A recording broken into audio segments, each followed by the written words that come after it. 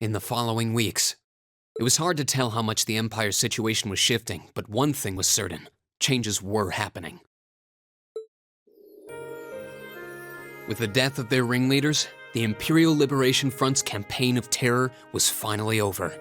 And in recognition of our actions in Ruhr and at Corellia Fortress, all of us in Class 7 were invited to Valflame Palace. There, we were granted the honor of an audience with His Majesty the Emperor, Yic17 III, along with Empress Priscilla, the mother of Princess Alphen and Crown Prince Cedric. But no sooner had we been thanked than we came face to face with the leaders of the factions that divided the nation. The heads of the 4 great houses who rule their vast provinces with absolute authority, and the Chancellor and his close ally Governor Regnitz, who brought reforms to Heimdall and expanded the railways. Both sides were quick to offer us words of praise, but just as quickly turned to criticize each other's role in the crisis. Eventually, His Majesty was forced to step in and rebuke both sides, clearly disgusted by their behavior. As it stood, the terrorists' defeat made it difficult for their supposed supporters in the noble faction to act openly, while Crossbell's push for independence was causing enough of a stir over there to keep the reformists busy. With both sides tied up, it looked like the Empire was in for a long overdue respite from its perpetual conflict. We'd finally gotten all the details for our concert performance worked out, and Elliot announced that we'd be doing 2 songs, a duet between Machias and Eustace, and a solo by Emma. To no one's surprise, all 3 of them were quick to raise objections. But after Crow and Elliot explained their choices and how their master plan would win over the audience, the rest of the class was totally on board, leaving our new vocalists to resign themselves to the inevitable. Unfortunately, with the good times came some sad news as well. It turned out that Marquis Ragnar was furious at Angelica for her part in what we did at the mine, and as a result, she was forced to leave the academy. Contrary to the official statement, her withdrawal was to be permanent. Before she left, she asked me if I'd look after the orbital bike for her. At first, I didn't want to. It felt like I'd be accepting that she'd be gone. But after thinking it over, I finally agreed.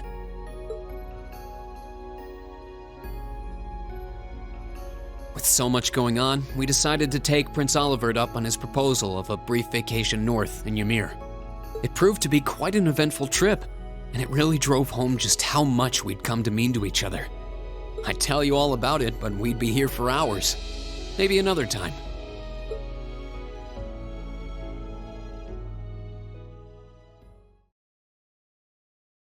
Anyway,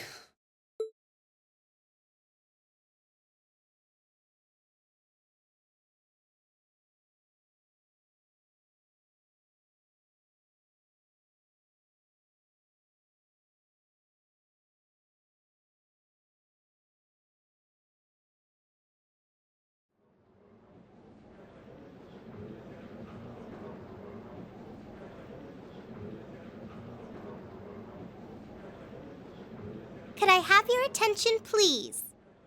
It's another great day. Perfect weather to start bringing all your great festival ideas to life. Some of you have been preparing since last month, and some even longer. I know you're all itching to get started. So without further ado, I hereby declare the first day of festival preparation begun. Time to start setting up. We have today and tomorrow, but try not to leave any work until tomorrow night unless you really have to. All right, everyone, let's do this, and stay safe out there.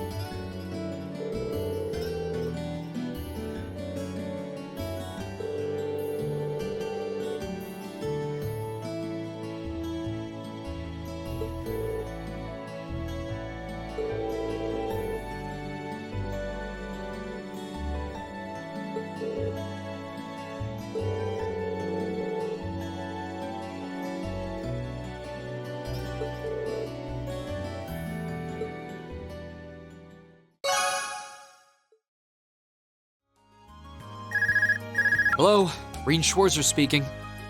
Yo, it's me. Oh, hey, Crow. Is something wrong? It's not like you to call out of the blue. Well, we've run into a bit of a problem. Turns out our outfits for the concert will be arriving late. They said the earliest they can get them delivered is sometime tomorrow morning. That's not great. I mean, it'll be hard to do tonight's dress rehearsal without the actual dress. My thoughts exactly. But don't you worry, though. I'm just as crafty as I am handsome, so I've got a plan. Want to head out and pick them up for us in person? Crow, I think the two of us need to go over the definition of plan sometime. You ordered them from a boutique in Heimdall, didn't you? Yeah, someone over there's putting the finishing touches on them right now. They'll be done by this evening, so our whole delivery problem's solved if you just head over there. I do it myself, but I've got some stuff I need to get done. Got it. I'll take care of it. I'll head to the station right now. Wouldn't want to miss the train on something this time sensitive. Whoa there, the train? Come on, man. Don't tell me you forgot about Jellica's parting gift. Oh.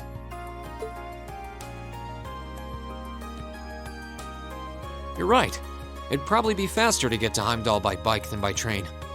Okay, bike it is. Besides, if I cut down on my travel time, I can put more work into the festival. Even when I give you something cool to do, you find a way to make it dorky. Oh yeah, you should take someone with you too. You're bringing 11 outfits back here, and that's not exactly going to be easy on your own. That's true. It'll be a lot easier with the sidecar too. Okay, leave it to me. Cheers! Okay, I guess I've got a little more wiggle room to help out around here. I'll head to the engineering club to ask George to lend me the bike once I'm done.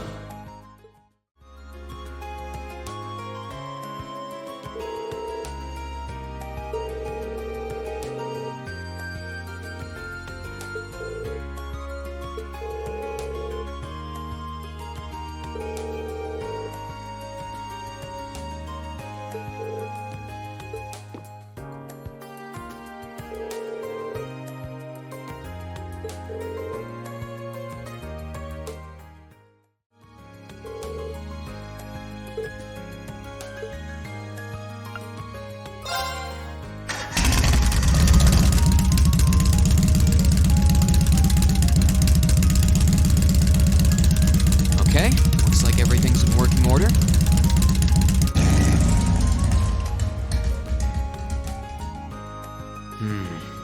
Crow did say I should take someone else along to give me a hand. Not sure how busy everyone is, though. Let's see. Who should I try asking first? Alright, might as well see if they're free.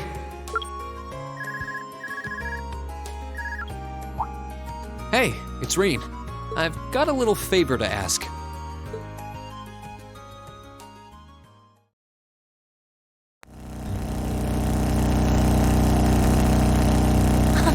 What a nice breeze. I've always figured that Angelica's bike would be something special. If I let her soup it up the way she wanted, it'd be unsteerable by human hands.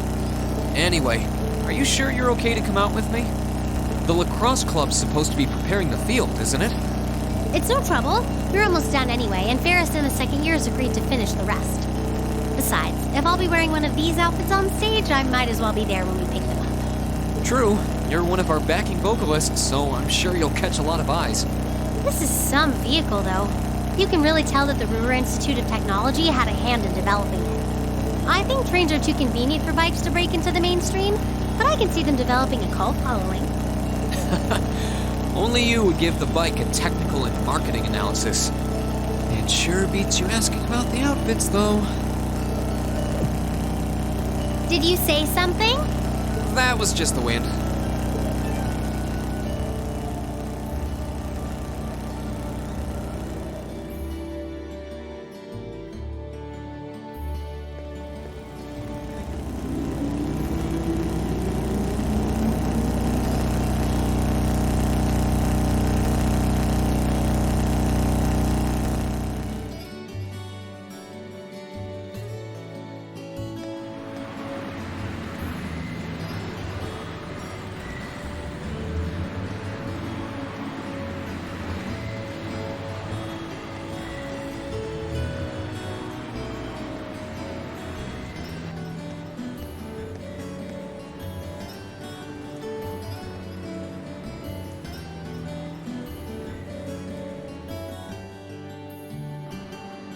sorry to make you kids come all this way to pick these up. I think you'll be pretty happy with the way they turned out, though. Fantastic. I can't wait to see them. Thanks for getting them done on such short notice. This was no sweat compared to what Crow put me through last year. He had me working like a madman. Last year's concert was great, though, so you can bet that I'll be there to see if you kids can top that. Oh, by the way, are you the girl on rhythm guitar? Huh, you've got a kind of natural elegance to you. Couple that with the outfit and you'll be a real sight to see. So what exactly do these outfits look like, Reen? Well, you'll see when we get back.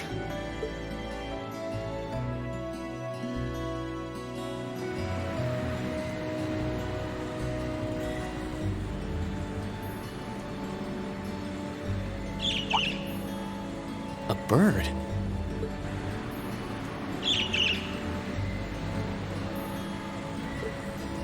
What the?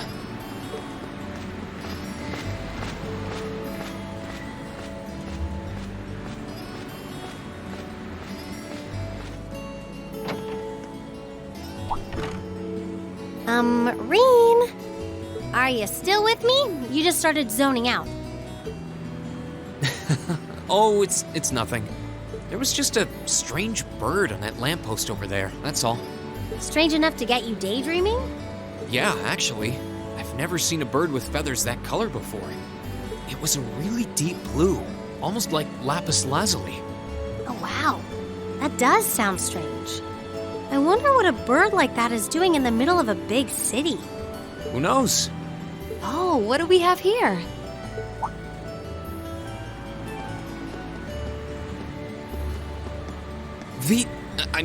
Misty. Is she an acquaintance of yours? Her voice sounds kind of familiar, though. It's been a while, hasn't it, Rain? Thanks for not using my real name. If people here in the capital were to overhear you, I'd be drowning in fans in no time flat. Sure. Mum's the word. Fancy meeting you here, though. I assume you're here to shop? You guessed it. This store does have a branch in Trista, but this one has a much better selection. What about you? Why are you lugging 2 suitcases around? You two getting a jump start on a romantic weekend getaway? No way, never! Let me explain. Wow, a concert, huh? That sounds like a blast. I'd love to drop by the festival and see it myself. I might be able to go if I can free up a bit of space in my schedule. It'd be great to have you. Although I can't imagine a professional like you would be terribly impressed. Oh, don't be silly. Great music comes from the heart. Whoops, lost track of the time. I better get going. Well, bye for now. Be sure to tune in tomorrow. Of course, I always do.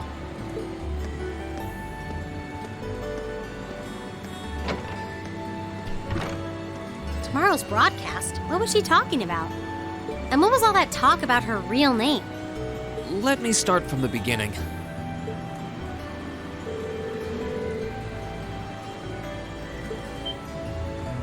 Wait, that was the Misty from Aubin Time? Wow, I never would have guessed that Vita Clotilde and Misty were one and the same. You'd think it would be obvious since their voices are so famous, but it's pretty hard to tell. Hold on. Tomorrow's Friday, isn't it? They only broadcast Aubin Time on Sundays. You're right. Maybe she's going to appear on some other show? Well, it doesn't matter. We should head back to Trista. I'm sure everyone's waiting for us. Good idea. We still need to try on our outfits, too. Yeah. But before you do, you have to promise not to get mad.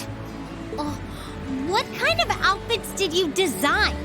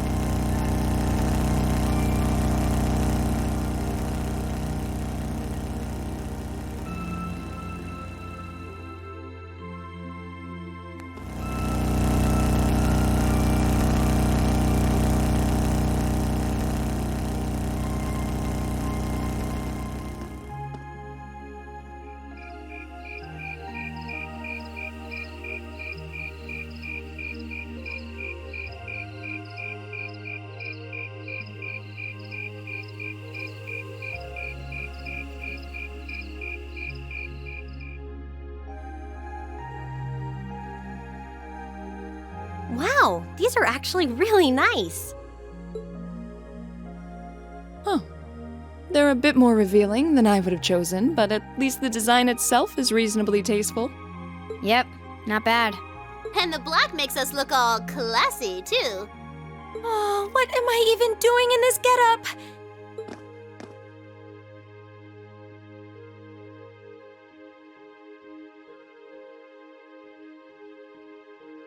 Wow! That makes your boobies look even bigger! Wow, you look stunning.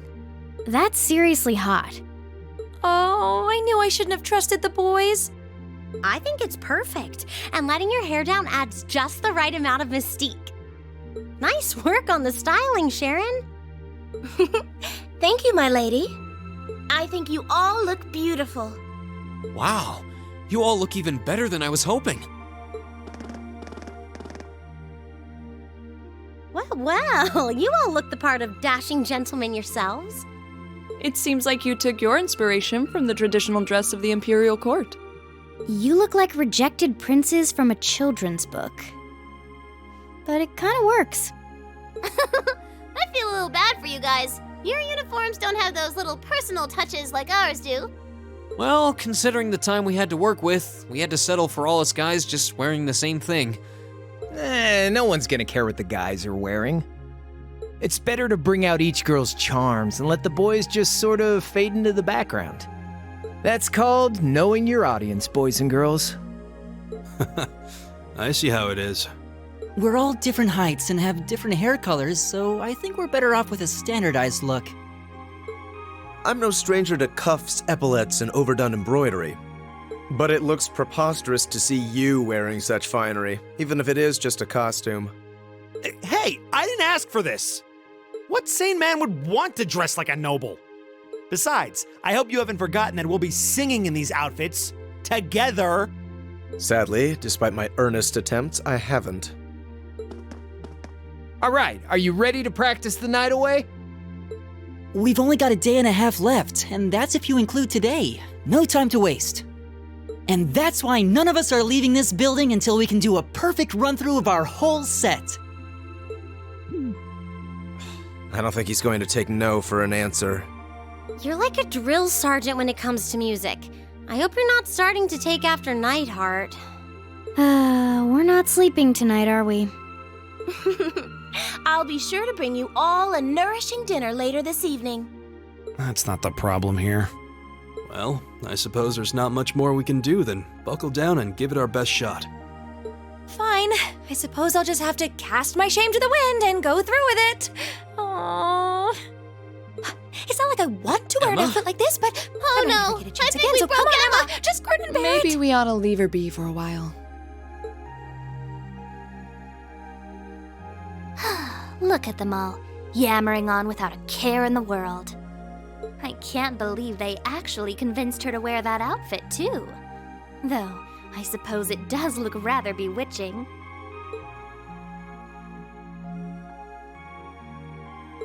The conditions have all been met. Is this just the calm before the storm?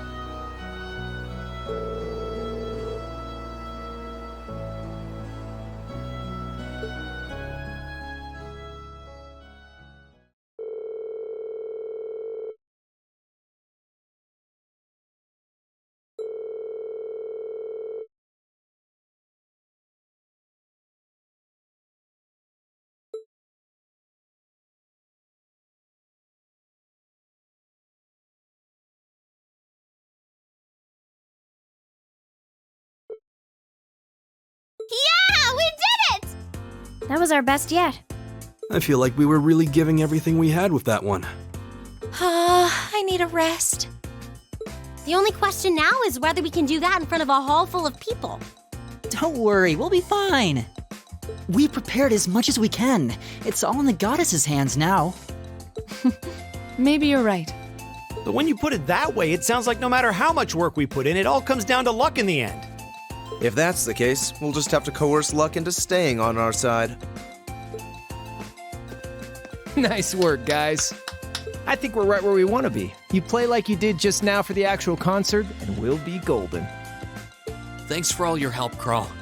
If you're satisfied, I think our audience will be too. What time is it even? Only 3 p.m. Wow, I thought it was evening already. Well, no one could accuse us of not being focused enough. I just want to go back to the dormitory and bury my face in my pillow. Rest? Oh, no. No time for that now. See, the best concerts always have 2 aces in the hole, an unexpected surprise and an encore. Now that we've finally got the basics down, we can try pulling off something that'll pave our road to victory. What? Surprises? An encore? What? Please tell me you're just kidding. You are, right? Wait, we're not seriously doing that. I thought you were just joking. Now, hold on just a minute. You aren't seriously suggesting that we add another song, are you? Ding ding! He can be taught! Don't worry your pretty little heads, though. As soon as you hear what I've got in mind, you'll be all in on this. I've got a nice, simple tune in mind that everyone's heard, and most people probably even know the lyrics. Anyway, we haven't got much time to prep, so how about we get right down to business? You're a slave driver. You killed her! Hang in there, Emma. I think Crow's more fired up about this than anyone else. Even me. He's taking us on a ride one way or another, so you might as well just strap ourselves in.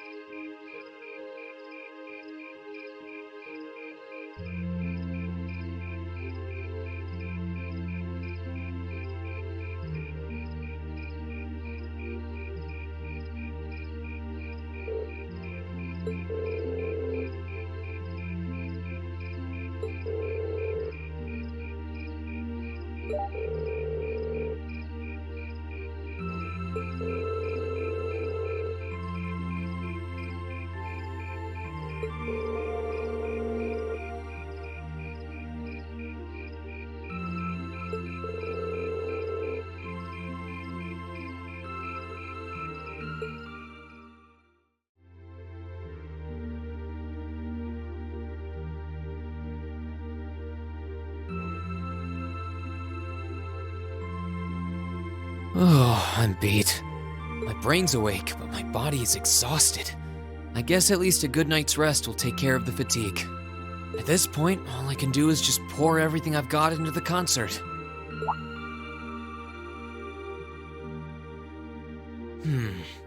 Wasn't there a music program that runs around this time? I could use something to wind down. I don't feel like reading, and there's not much else going on this late on a Friday night. Guess I'll just relax till bedtime.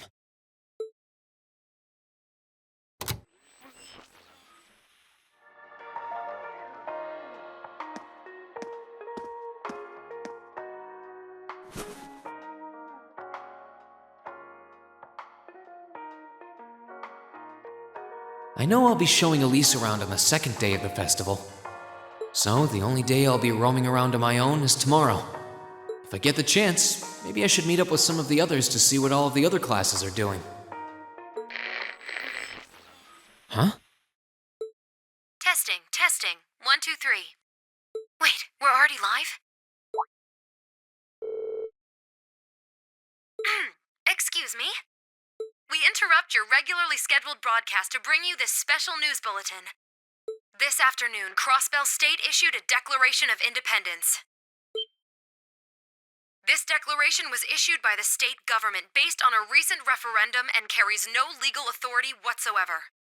The imperial government has issued an official statement that they refuse to accept the declaration as valid. And the president of the Calvard Republic, which also claims authority over the state, has made a similar statement. In spite of this, Crossbell's Mayor Croix has declared that the country will act as an independent state going forward, as well as announced the establishment of the Crossbell Defense Force, raising tensions both at home and abroad. Whoa.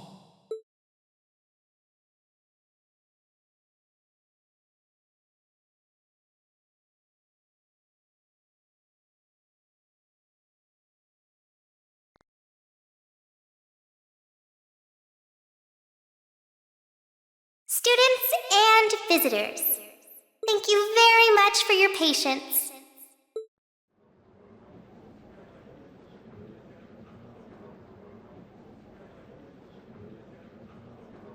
Without further ado, I hereby declare the 127th Thor's Military Academy Festival open. Enjoy yourselves today and have a wonderful time.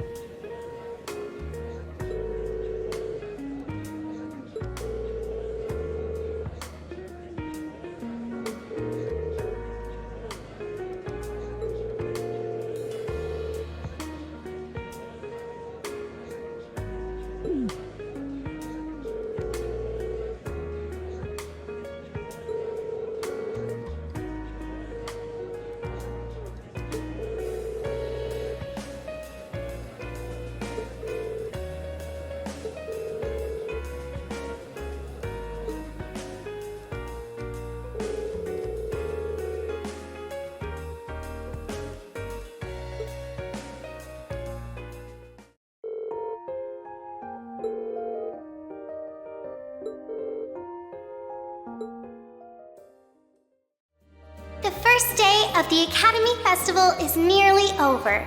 Thank you for coming today, everyone. I hope you'll join us for our second day of festivities. And for all of you prepping tonight for tomorrow's attractions, good luck. And try not to overexert yourselves.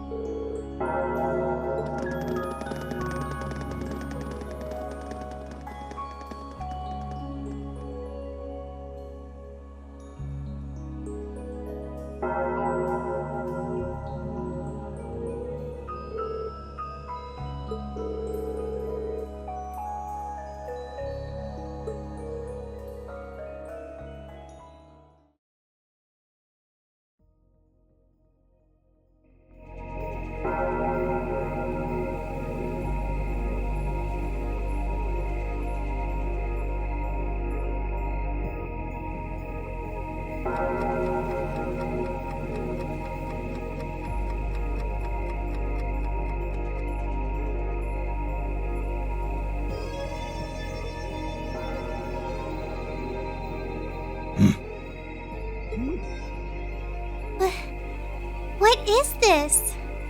Seems like there's some kind of force field. No idea what's powering it, though. Oh my! There's something very strange about this.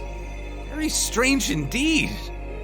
This academy may have been founded by Emperor Dreikels, but this particular building dates back long before even his time, I believe. Principal Van Dyke, what are you all doing here? Rean? Ah, and Sarah's with you too! So, you've come. What's going on here? I'm sure you heard the tolling of the bell earlier. Apparently, as soon as that started, this barrier appeared. We've had several students testify that was the case, at any rate. Looks like it's covering the entire building. I tried the direct approach and hit it with a hammer, but it just absorbed the impact. Wow. So it's some sort of field that negates any physical force applied to it? We've known from the beginning that this building was one big mystery, but it seems we didn't realize just how big. Want me to call out Lammy and have him smash through? Don't bother. It'd just be a repeat of what happened in Lohengrin Castle.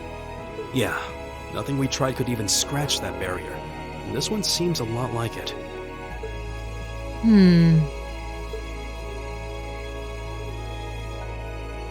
Gather the staff for an emergency meeting. I'm afraid we'll have to prepare for the worst. Yes, sir. I suppose we have no other recourse at this point. Toa, going forward, let's assume that the second day of the festival and all related events will need to be cancelled. George, I'd like you to gather your equipment and keep a close watch on this area. Yes, sir.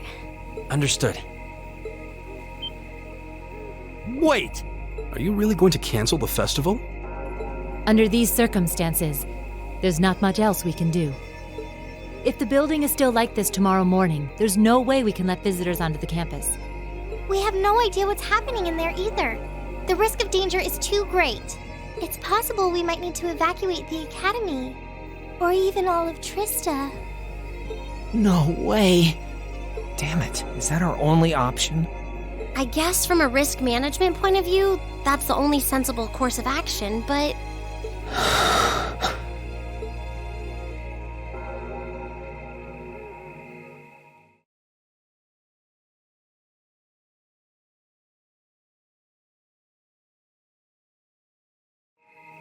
Over the past month, we've poured everything we have into getting ready for this festival.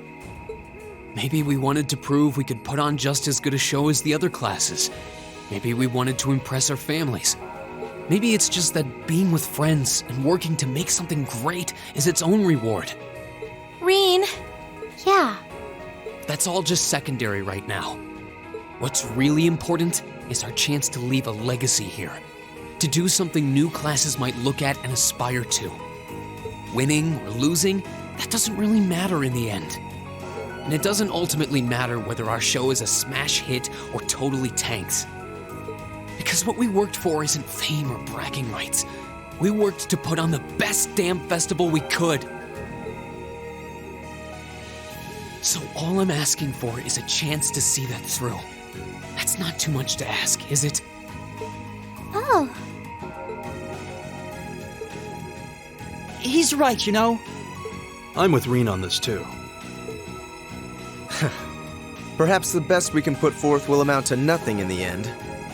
But even if it does, as long as we have a chance to do something about it, we won't just take this line down. Yeah, we spent way too long practicing to just throw it all away.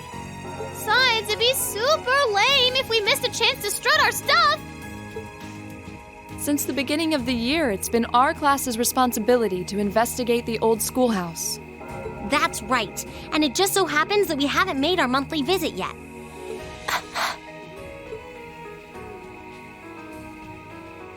You guys are actually serious. Sure looks that way. Man, hearing you guys so fired up brings a little tear to my eye. Well, I certainly admire your spirit, but spirit alone won't be enough to get you past this barrier. Oh! Reen, what's that light? Huh? What is this? It's coming from your Arcus pouch. Yeah, but why?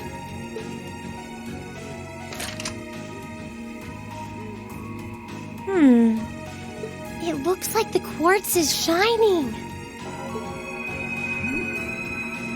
What? What's happening?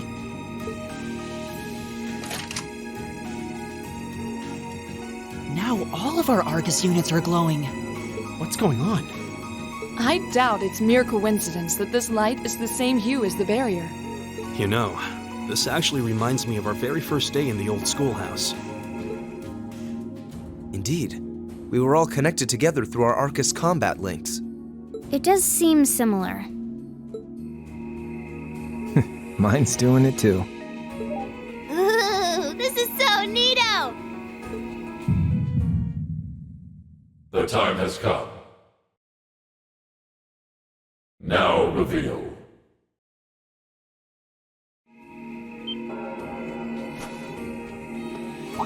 Reen? Reen!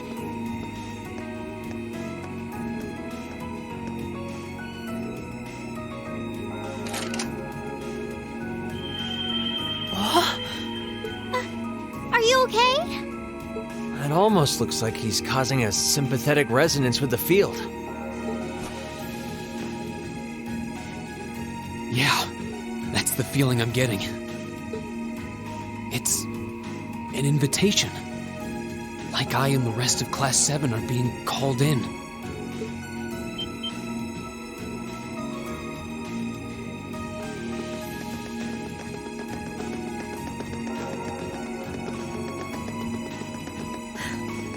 I don't know what to say. I'm sorry, sir. I guess they ended up taking after their teacher a little too much. Then you've been a fine instructor. I stand impressed with your students. Besides, making the choices that define you is part of growing up.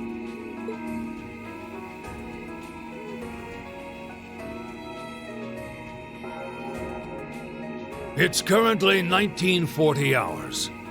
I'll permit you until 00 hours to conduct your investigation. Any later, and you won't get enough sleep to put on a rousing concert after all. Sir. Then we can... You deserve the chance to earn that legacy you were talking about. To leave a light for those who'll come after. Go on. I'm not going to chide you for being rash. Not this time, anyway. And may the goddess guide your steps. Don't forget, too, that discretion is the better part of valor. Retreating isn't always a cowardly option. Instructor Sarah. Instructor Thomas. Right. Understood. Be careful in there, everyone! We'll do whatever we can out here to back you up. I'll leave the engineering building open for the night, so come on over if you need to use the facilities there. I'll go ask the shops in the cafeteria to keep the lights on for you, too. Thank you. All of you. We're counting on you. All right, let's go.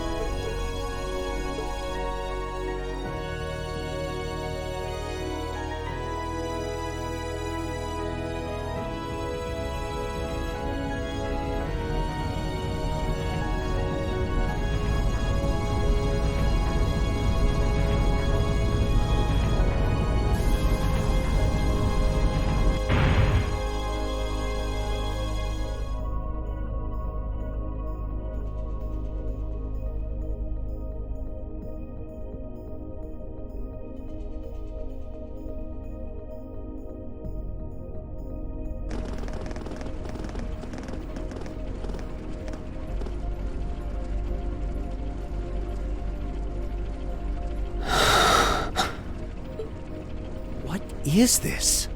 Glowing cogs? We've seen some strange stuff in this schoolhouse since we started coming here, but I think this takes the cake. Confirming release of the 6th lock. Potential awakener detected.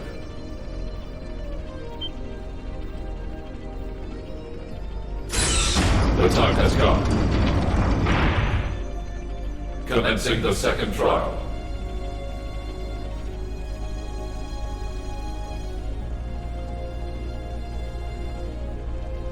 This looks the same as the red door we found on the 4th floor, but... It seems like there's an even bigger surprise behind this one. I'm very curious about this 6th lock and 2nd trial business. Do you think the locks refer to each of the floors we've cleared so far? What's a potential awakener? Is it talking about one of us? I can scarcely venture a guess. But what seems certain is that we are here tonight because we were meant to be here. Yeah.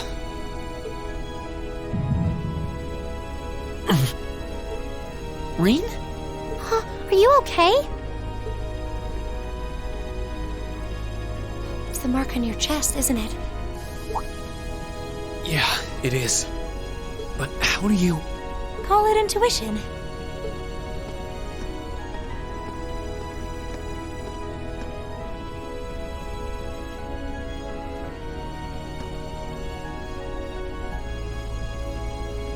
I think it should already be quite apparent, but we're headed somewhere no living eyes have seen. Are you sure you're all prepared? Emma? Well, well. You certainly seem to be in the know about all of this. And how long has Celine been here?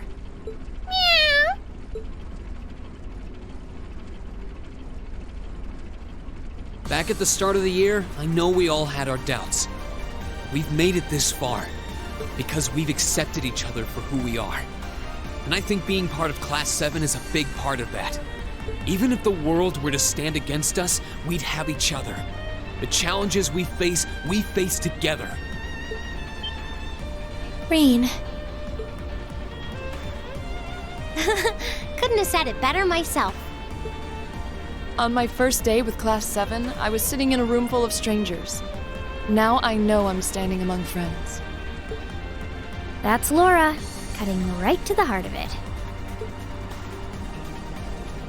Yeah, I don't ever recall accepting him. I could say the same about you! Some things never change, do they? Honestly, if they ever stop bickering, I'd probably miss it.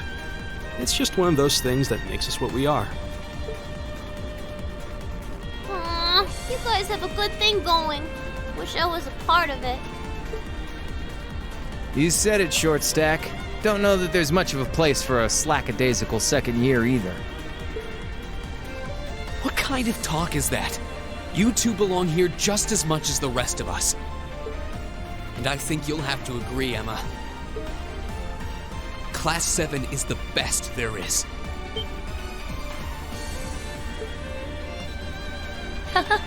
Well said. I may not always show much in the way of class spirit, but I'm confident Class 7 is the finest Erebonia has to offer. Then what are we waiting for? No one might ever know what we do here tonight. We're not doing this to prove to others how great we are. We're doing it to prove it to ourselves. To face down our fear, conquer it, and earn the answers we deserve. Reen. All right, I won't try to dissuade you.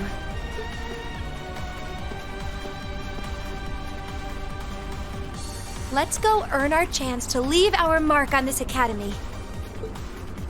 Yeah!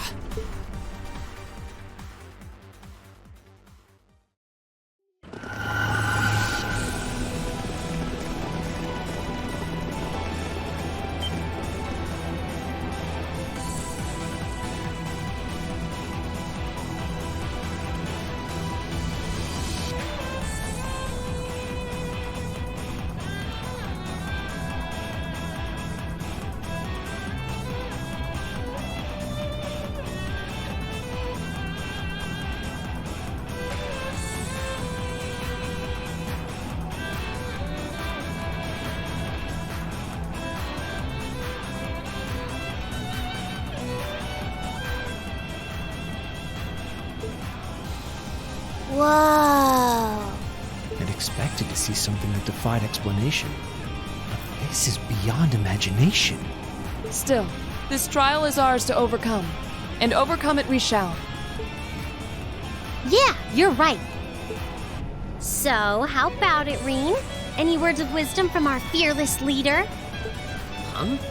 What do you want me to say? Whatever you want, I guess. Gotta have a little pep talk before we begin the mission. Yep, just think of it as another of our old schoolhouse adventures. Let's do this, boss man. Just don't say anything you might regret later.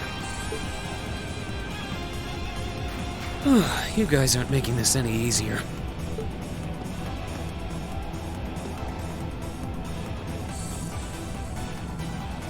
All right, Class 7. Our mission is to explore the 7th floor of the old schoolhouse and find a way to return the building to normal. Are you ready to give this everything you've got? Good.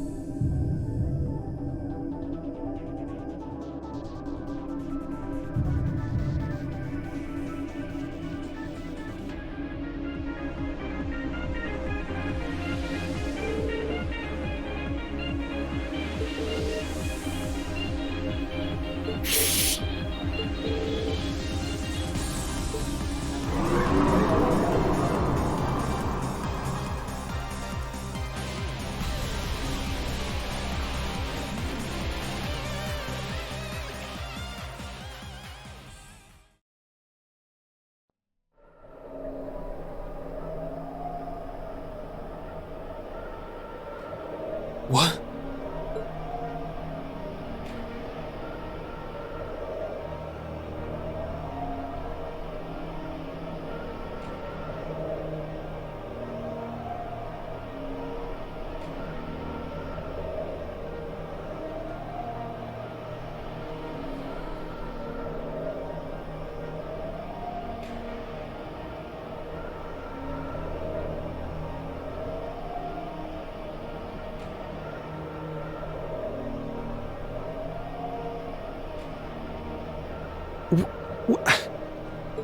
Where are we? Are we dreaming? It feels too real to be a dream. A sea of blades stretching out as far as the eye can see. I don't think we're in Trista anymore.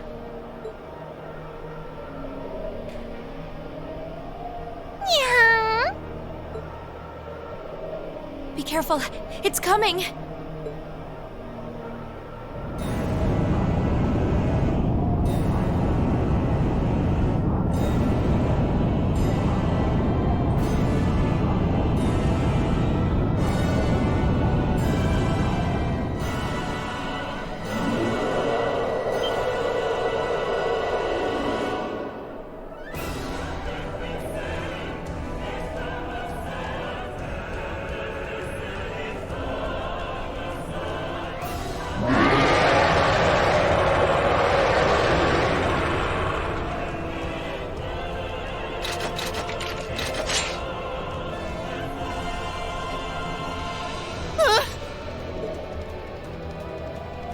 Is this it for us?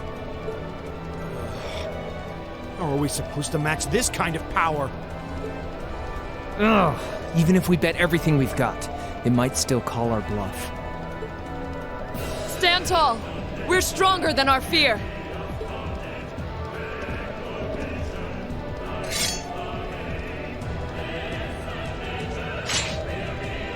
This is it.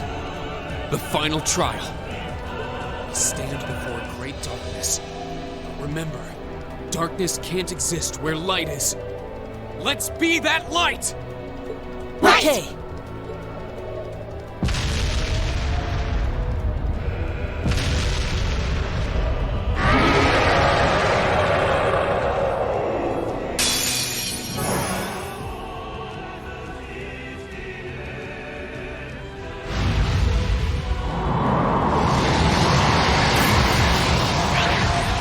This one's got your name on it.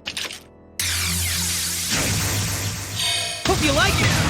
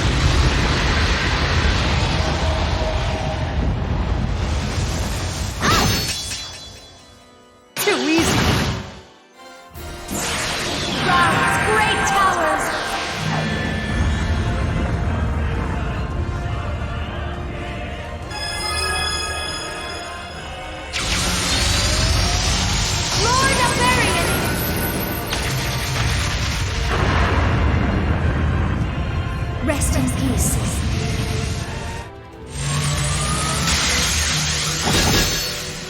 Too easy!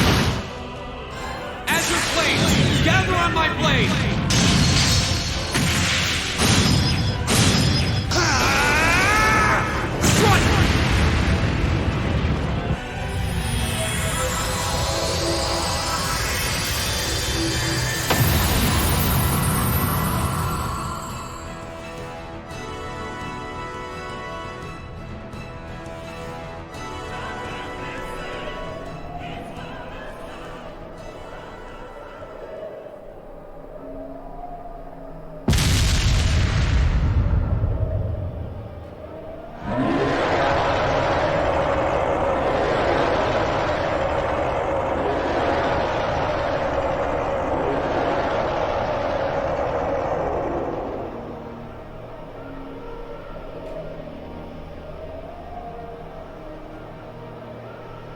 Terminating the final trial.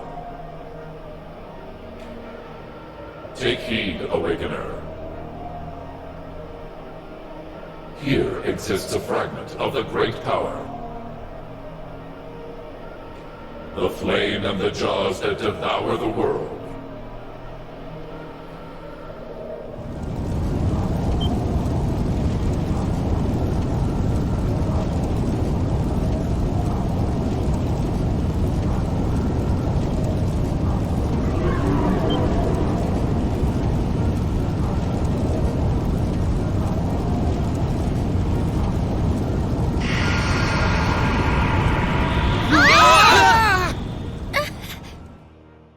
You have to see this through to the end.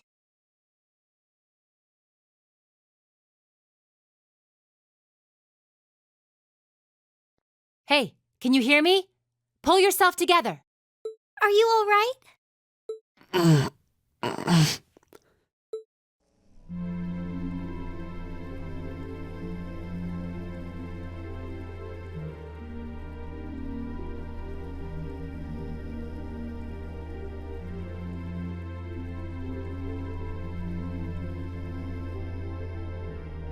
We're back where we were? Were we caught up in some kind of vision?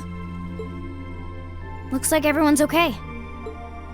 Don't scare us like that. We had no idea what happened to you. You're all here too.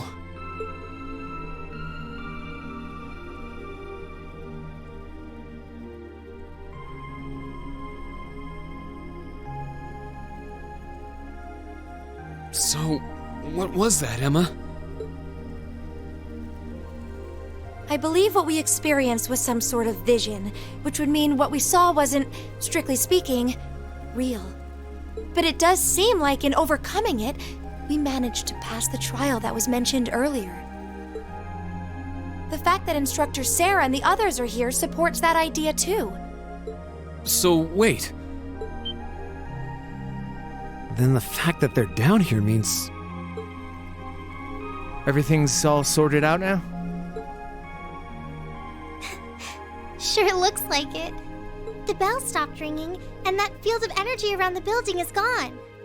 We won't know for sure without a more thorough investigation. But it looks like the building's gone back to normal, too.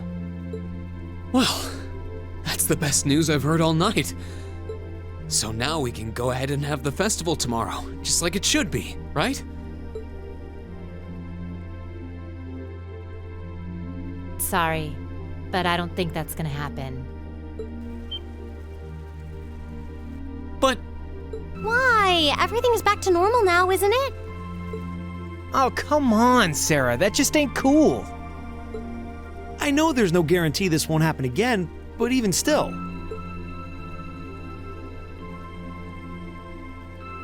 Oh, come on, Instructor. They're too tired to get your jokes. The festival can't go on tomorrow like she said. But that's because it's after midnight now. So, it'll be happening today. Oh. I see. I didn't realize it had gotten that late already. You really had me going there. It's too late for your humor, Sarah. It's 20 minutes past midnight right now. And considering the principal only gave you until midnight, I think you all should be marching straight to bed. After all, you've got your big show coming up this afternoon. You bet we do. All right, let's head back to the dorms, take a quick shower, then go... What? The door!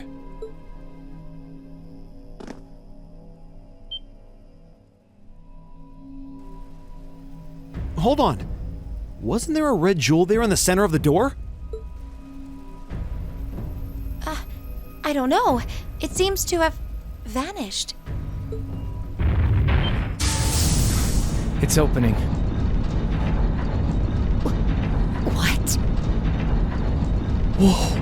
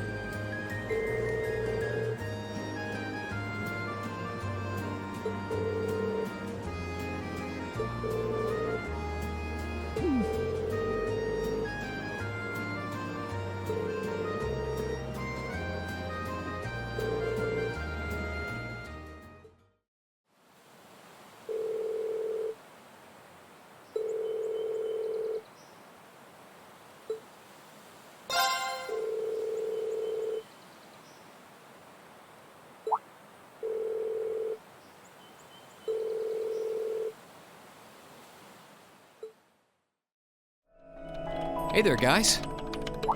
Oh, what's up, Reen? I see curiosity got the better of you too, eh? No helping that, I guess. I wondered if maybe you'd found out anything about it. Oh, I brought you a little something to eat, too. Oh, thanks. I was just thinking I could use a little sugary pick-me-up to get my brain back on track.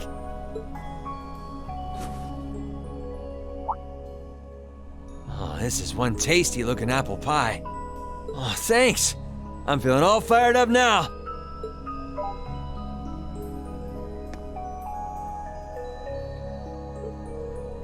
You seem pretty taken with this thing, huh? Can't say I blame you, though. Yeah, it's really amazing. Whatever it is. So, what do we know so far? I'm glad you asked. The deeper I look into it, the more fascinating it seems. It's not just a statue or anything like that. You can see those joints. This thing's clearly capable of movement.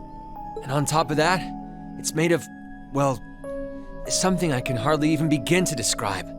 Some unknown metal, then? It's definitely not iron. And it's not one of those recently discovered special alloys either.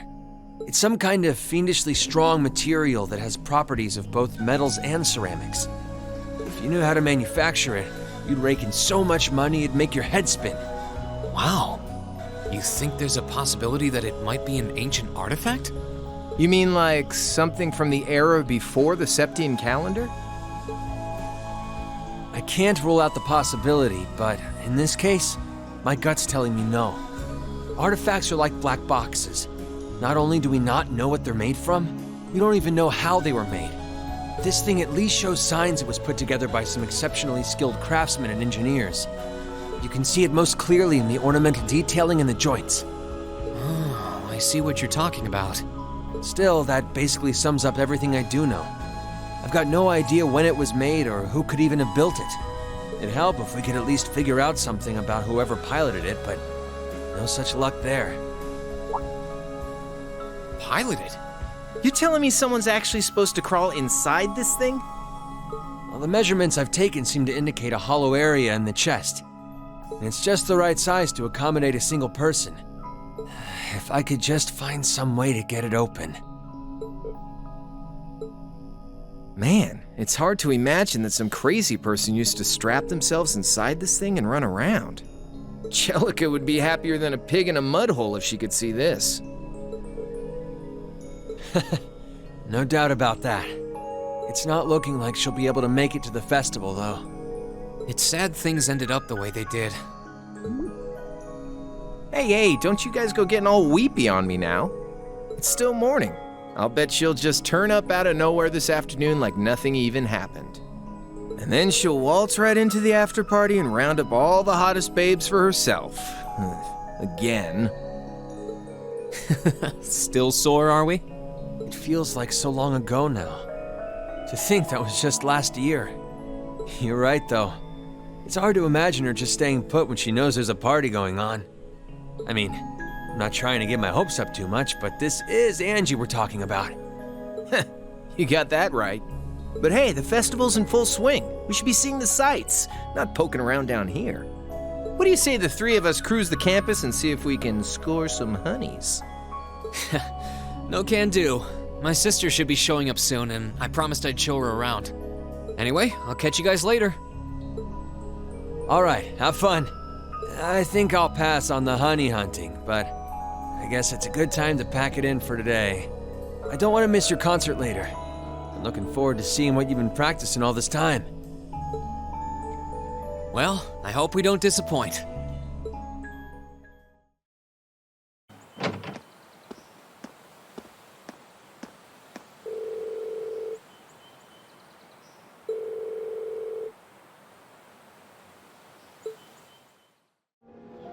Sorry for keeping you waiting.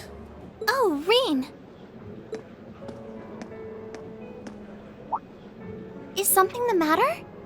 You look awfully tired. Did something happen? You can tell, huh? I was running all over yesterday. Mainly rehearsals for our concert today and some other tests last night. Tests? During the festival? My, they certainly don't go easy on you here. Maybe you should go get some rest. You have your concert coming up this afternoon after all. I can look around on my own just fine. Though, honestly, if you're not feeling well, I'd rather take care of you. It's nothing to worry yourself over, really.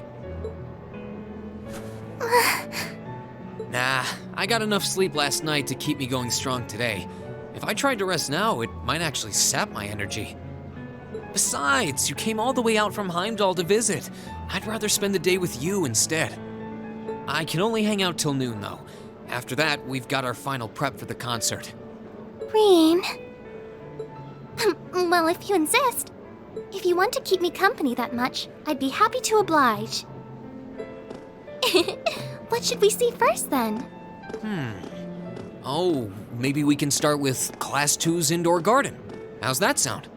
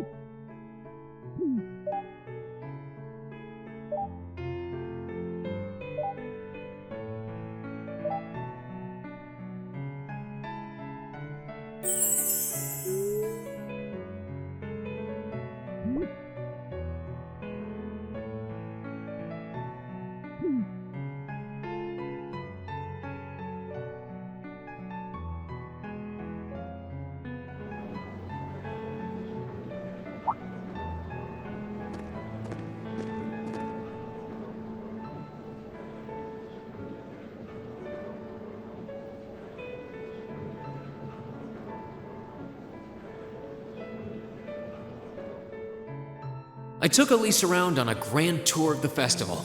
We stopped by all the big class attractions, bumped into a lot of my classmates and their families, and even ran into instructor Sarah and a couple second years. By the time we'd finished seeing everything and chatting with everyone, the morning was nearly over.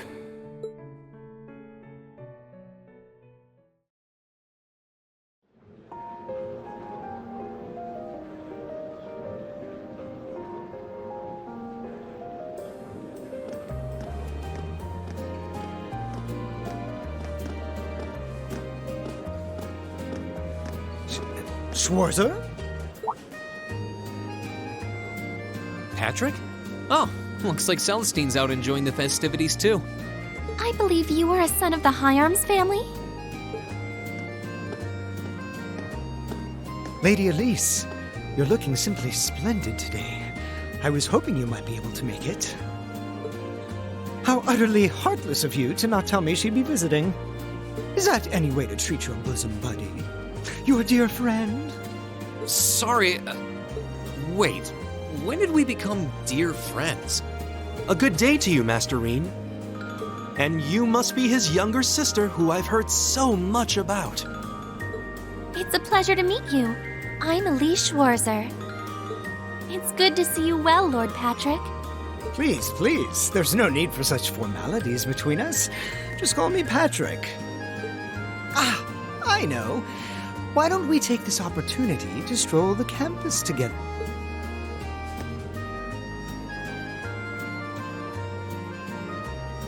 Schwarzer, what are you doing? What problem could you possibly have with my taking this chance to foster good relations between our families? See, that's all well and good, but Elise hasn't made her debut into high society quite yet. Which means it's her brother's duty to shoo away the unwanted pests. Reen? Must you always be such a tyrant when it comes to your sister? Come along, Master Patrick. It would be unseemly to disrupt such a beautiful display of familial dedication. There are still preparations to be made for the operetta, so I suggest we depart to tend to those soon.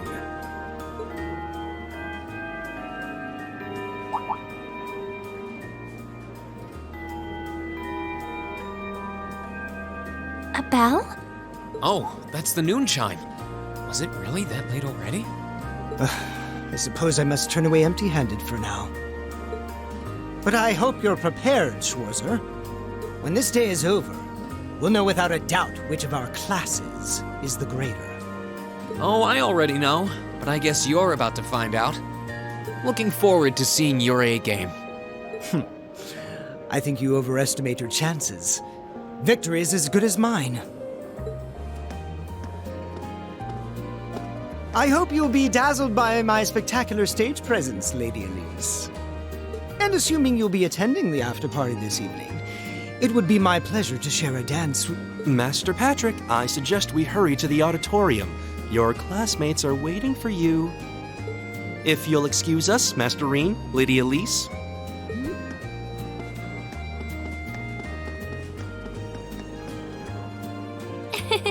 You go to school with some rather amusing people. I would have expected a son of one of the four great houses to be a lot less approachable than that. Well, class and titles can only tell you so much. Getting to know Eustace and Angelica really drove that home. At the end of the day, even the most distinguished nobles are more than just their family lineage. Though I can't really say Patrick and I are on the best of terms. Well, if not a good friend, at least he seems to make for a spirited rival, judging by your exchange back there. It's so nice to see all these places you mentioned in your letters, too. I guess you really did make the right decision coming here after all. Yeah, I really did. I feel lucky to have been chosen for Class 7, too. They can be an odd bunch, but I couldn't imagine my life without them now. Thank you so much for showing me around. I wish we could spend longer together, but I know you're busy this afternoon. I'll be fine wandering around by myself for a few hours, so go on and start getting ready for your concert. I'm really sorry to have to leave you flying solo. And maybe a little nervous now. How many other well-heeled nobles are going to crawl out of the woodwork to escort you around the festival? I appreciate your concern, but I'm not a child anymore, you know? Tee-hee. The two of you really are the portrait of sibling affection. What? I know that voice anywhere.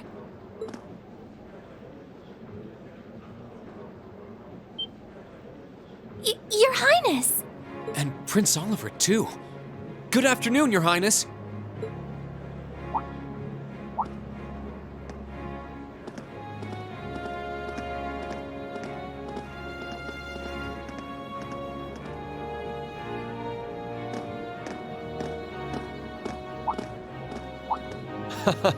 Token position though it may be, I am the chairman of the board. It's only proper that I pay a visit. I would have liked to come yesterday as well, but I'm afraid I was tied up with a few official duties. Can you believe I had to beg him to take me along? But this is the festival! I couldn't miss it!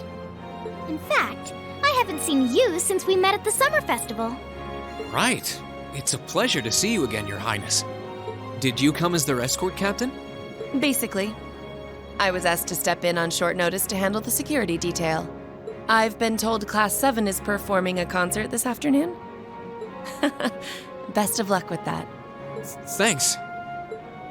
Oh yes, when will the concert be starting, by the way? I'm afraid I didn't have the time to do any research beforehand. They'll be starting around 3 p.m. Although I think another of the classes will be performing an operetta before that. Still, you could have at least told me you'd be coming. This isn't the first time you've done this. Well, I was hoping to catch the two of you clutching each other in the torrid embrace of forbidden love. It sounds like your concert is shaping up to be a grand time, though. Would you mind terribly if I tore off my shirt and leapt on stage to join you all midway through? We're mostly just amateurs when it comes to music, so I'm not sure that'd be such a good idea. You know, I don't see Major Vander around. Is he not with you today? Unfortunately not. You've probably heard a few rumblings about it already. But there's been another development in the Crossbell situation today. I thought so. The Imperial Army is considering military action, aren't they? Well, try not to worry yourself about that right now. If it helps put you at ease, I can't really see there being a war, regardless of what happens. The gulf in military power between our two nations is far too wide. It would be suicide for them to try to fight us. The Calvard Republic isn't standing idle either, so I imagine it'll end up a deadlock between superpowers. Under ordinary circumstances, I probably would have passed on coming today. But I thought that coming here with Alphen might actually alleviate tensions. Governor Regnitz, Rufus, and Chairman Arena are all here as well.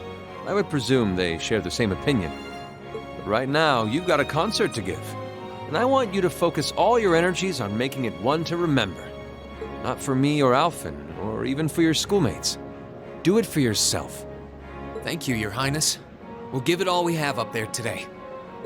What's all this chit-chatting over here, you two? Care to let us in on your little gentleman's club? And spill the secrets of our man-to-man bonding? Perish the thought. Anyway, Alphen and I would be happy to escort Elise around while you're indisposed. We'll bring her along to your concert, of course, so you needn't worry about a thing. Thank you, Your Highness. I'd really appreciate it. Thank you very much. Good luck. I'll be praying for your success. I look forward to seeing you shine up there on the stage.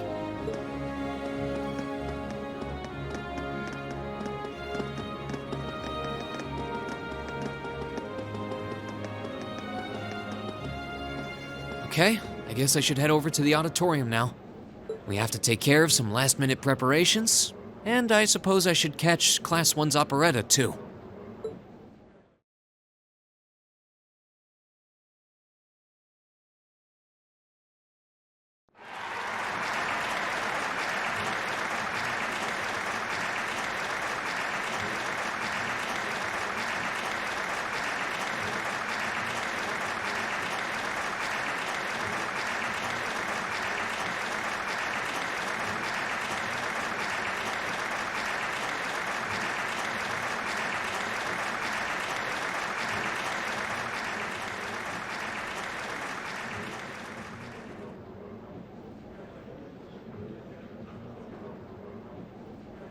That was incredible. Well, I'm impressed. I had no idea how much work they'd put into this. Well, I have to confess, it's better than I'd anticipated. That's going to be one tough act to follow. Can we really measure up? Now I'm not so sure. Are people really going to be into our songs after seeing a performance like that?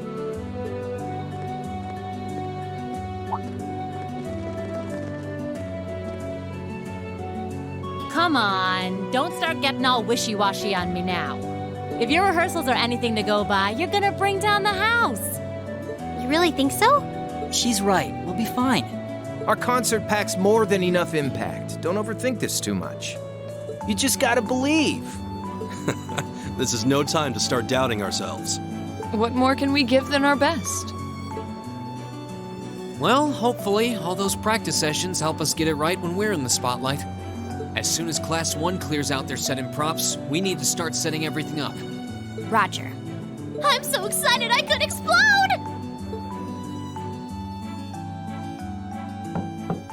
We're coming in, okay?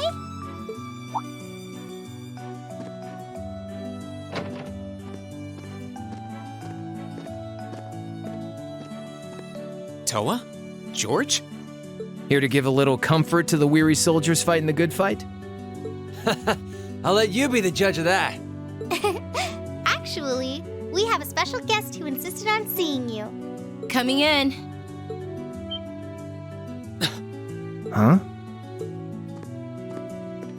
It couldn't be. Angelica? Looks like I made it just in time for the main event. Kinda disappointed I missed the operetta, though. Heard Class 1 was really on fire. You made it! Just barely. But man, when did you get to be such a babe? Well, a good suit and tie are more to my taste. But this was part of the deal I made with my dad to let me come. He said I could visit the festival if I agreed to meet a few prospective candidates for an arranged marriage.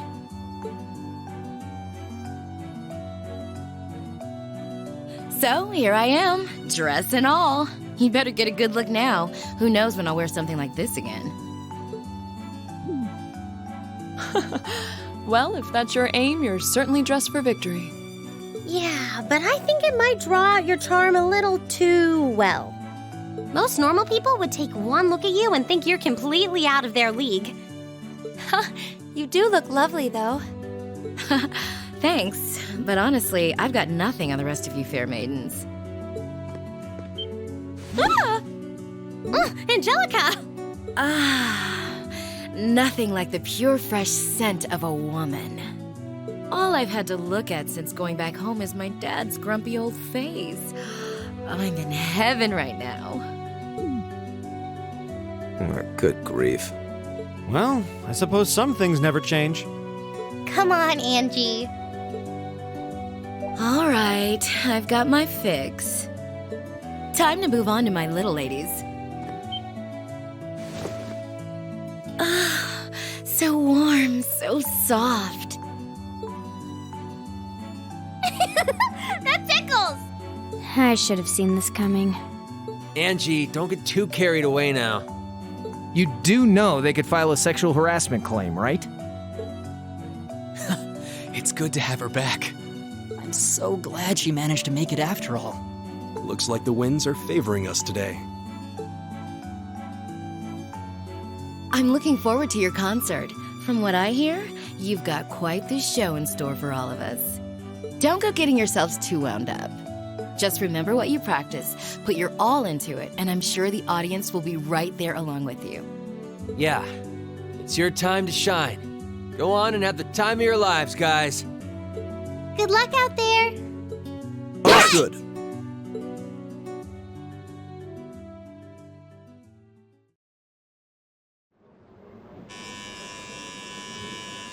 Thank you for your patience, everyone.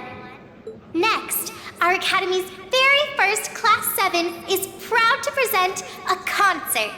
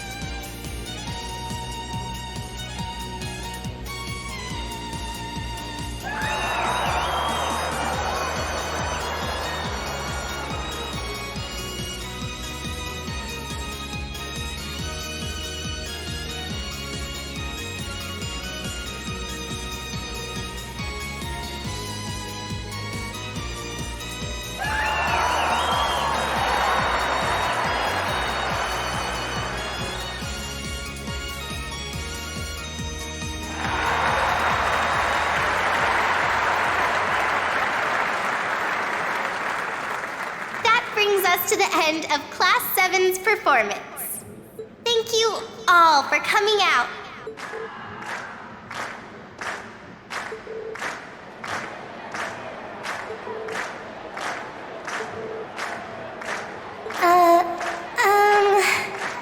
What?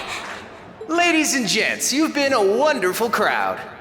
And we've heard your cheers loud and clear. So without further ado, I give you our third and final song.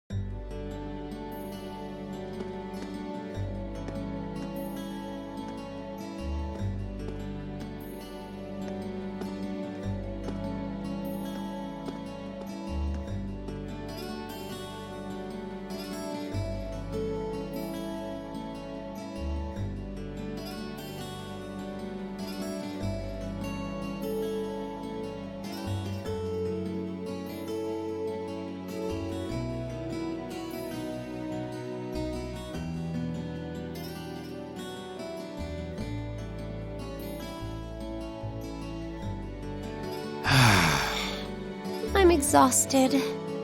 I'm hungry. I can't feel my feet. I guess that qualifies as a success then, right?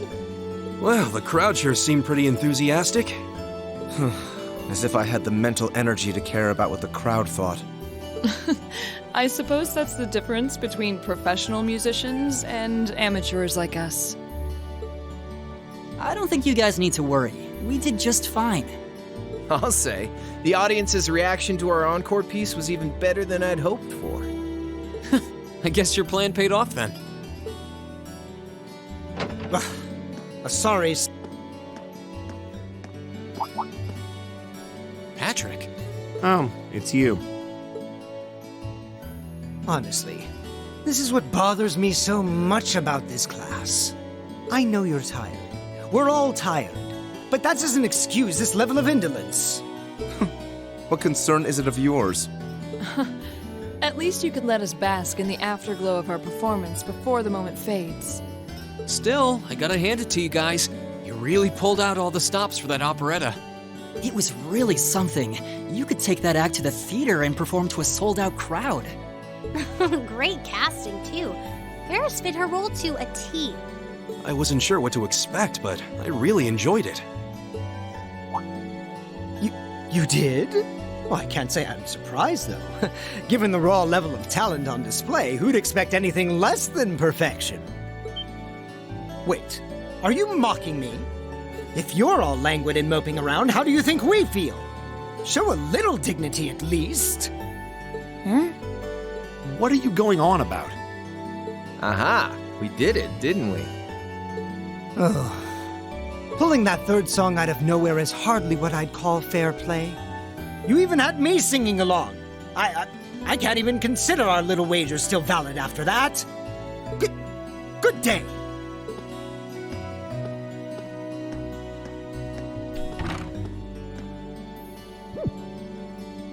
What was that all about? I'm not even sure. It didn't seem like he came here just to thumb his nose at us.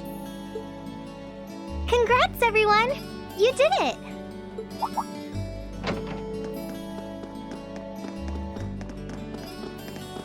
Huh? What brings you all here? Is something wrong? You guys are so worn down, you totally forgot, didn't you? Remember a certain little poll where festival attendees get to vote on their favorite attraction? Well, the results are in. Oh, now that you mention it. We were so busy, I completely forgot about that. So wait, did we... They just finished counting up all the votes from the students and the visitors. Good numbers all around, but classes 1 and 7 were the clear favorites.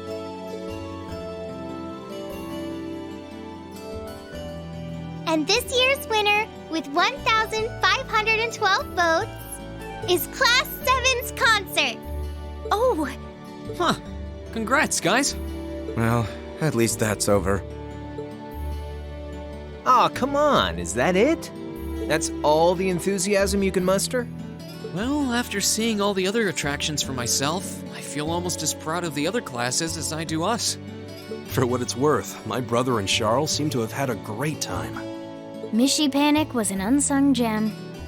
Now that it's over, it feels a little unsportsmanlike for us to be the only ones boasting about our achievements. Agreed. If anything, seeing everyone having a good time feels like a victory for the whole academy. Yep, every student should feel proud about these last 2 days. Anyway, I'm here to shake you desk potatoes out of your listless post-festival comas. Or have you forgotten that we still have the after-party to enjoy? Oh yeah, there's that. I totally forgot. It's a tradition to close out the festival with a big party for the students, their friends, and their families. There's gonna be bonfires, right? And dancing? Well, don't just sit there. Everyone's waiting for you. All the bonfires are set up too, so just make your way over whenever you're ready. Okay, I think we can muster up the energy for one last event today. What do you say we head on over and enjoy the party? Right. Woo! Party time!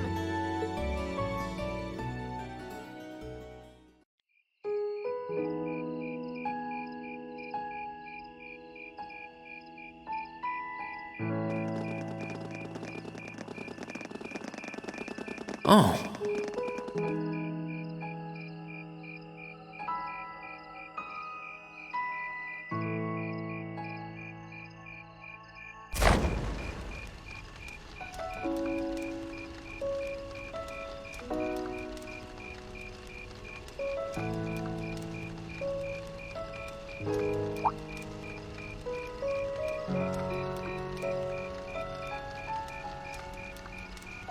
Oh, Mother and Grandfather are still here. My dad, too. And my brother, though I can't imagine why.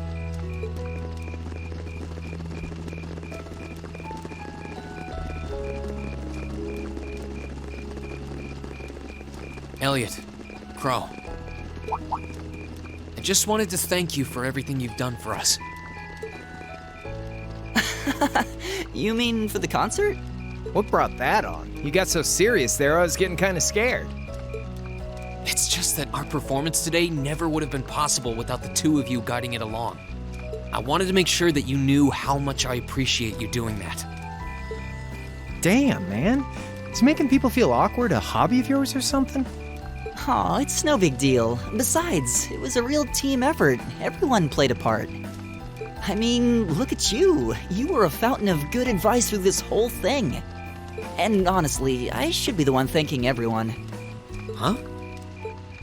You all helped me rediscover just how much music means to me. Because it's not just about performing by myself. It's about performing together, playing off each other's strengths to make something wonderful. So I should be the one thanking you. This never would have happened if I didn't come to this academy. Elliot. Holy hell, are you guys trying to see who can make me cringe the hardest? Elliot, my boy! Your father's arms are ready and waiting for you to leap into them!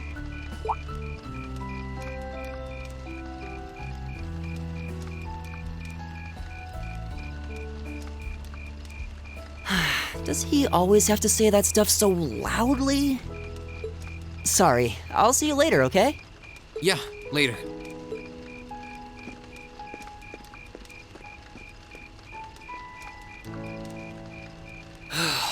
This year's festival's been a blast.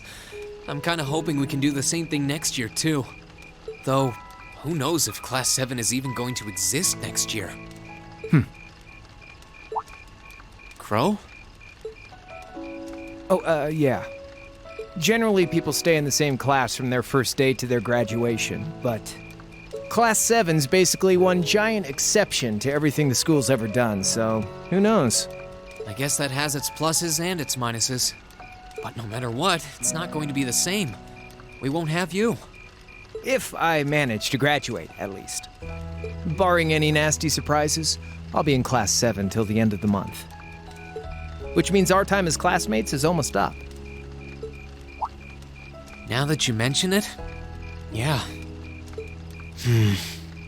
We'll have to see if we can throw you a farewell party around the end of the month then. Can't let you off easy. Come on, it's no big deal. Trust me, you're still gonna see more than enough of me next year. Sure, I'll have moved out of the dorms, but I'll be sure to stop by once a week to steal some of Sharon's cooking. You better. Oh, and by the way, I'm not going to have to call you Mr. Armbrust or anything after you graduate, am I? I mean, we've spent so much time together that treating you like a proper adult just wouldn't feel right. Of course not. And if I ever catch you calling me Mr. Armbrust again, I'm gonna smack you. Oh, yeah. Guess it's about time I gave you this back.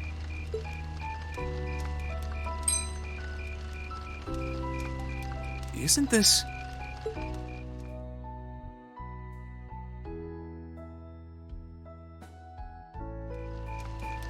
I completely forgot about it. You've done so much for me since then. Saving Elise, helping with the concert. Compared to all that, 50 Mura is nothing. The feeling's mutual. Besides, I never return the mirror that I borrow. Makes that coin extra special. So go on, take it.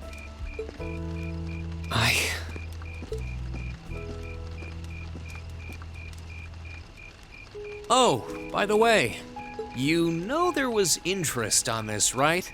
How much do you suppose you really owe me after half a year?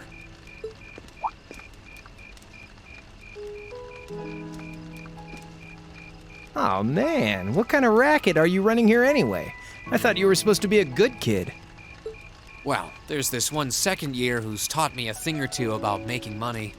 To be honest, it feels kind of lonely to think that everything between us is completely settled and done with. So, what do you say? You still owe me? I swear, the things I do for love. All right, you'll get your stupid interest someday. Maybe.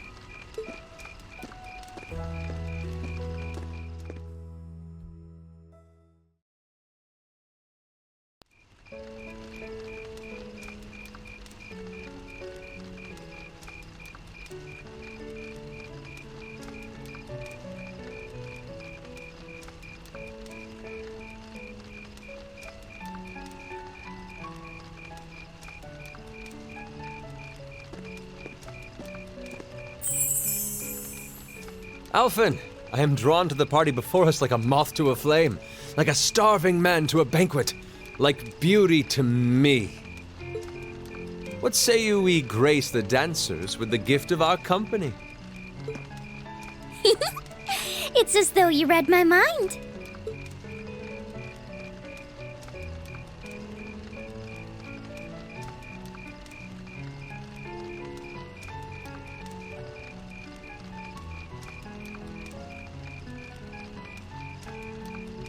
Come now, don't waste your time watching. It's time to dance. No need to worry about formalities tonight. Let's all relax, enjoy ourselves, and maybe let a few secrets slip.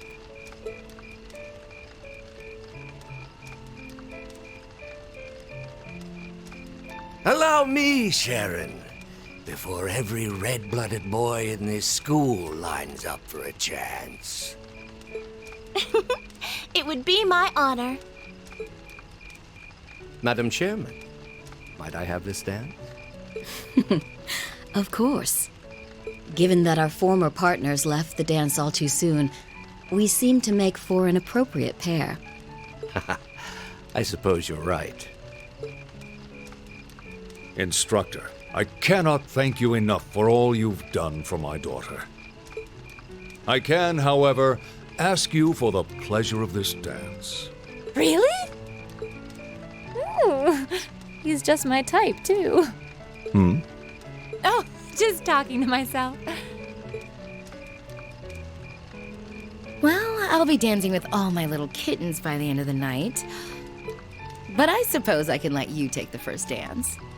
Well, I don't mind. But seeing you in that dress is enough to make any guy feel intimidated. They waste no time, do they? It's no surprise that my grandfather made a beeline for Sharon, but I never expected to see Mother dancing.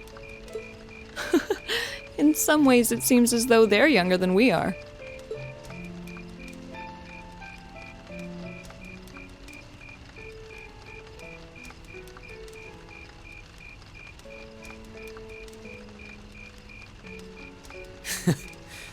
Looks like everyone's having fun, though. Shall we join them? You've given me more than enough of your time already today. Between showing me around and your incredible concert, you must be exhausted. And besides, I'm sure there's someone else you'd rather dance with here. Why not ask them instead?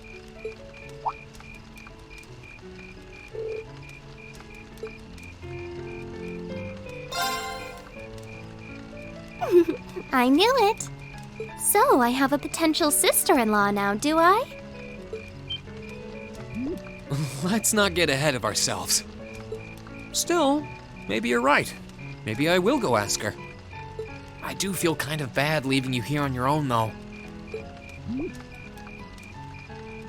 I'm fine, really. Besides, if you spend all this time worrying about me, the music will be over by the time you ask. Well, okay.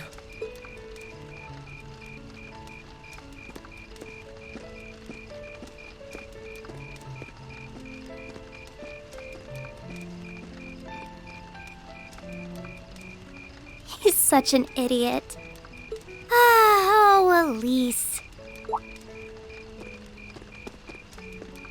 Your Highness? The generally accepted strategy here would be to keep his eyes on you, not push him toward another girl's tender embrace. If you were to only gather the courage to ask him, I'm certain that he would be more than accommodating. It's fine. I'm fine, honestly.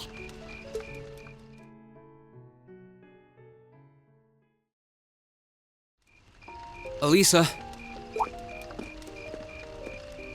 Rean, is your sister okay? Yeah. Actually, she's the only reason I had the courage to come over here.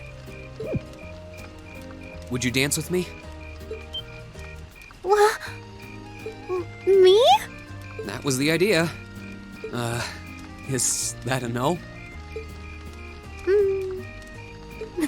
All right. Let's get a little closer to the bonfire then. Okay.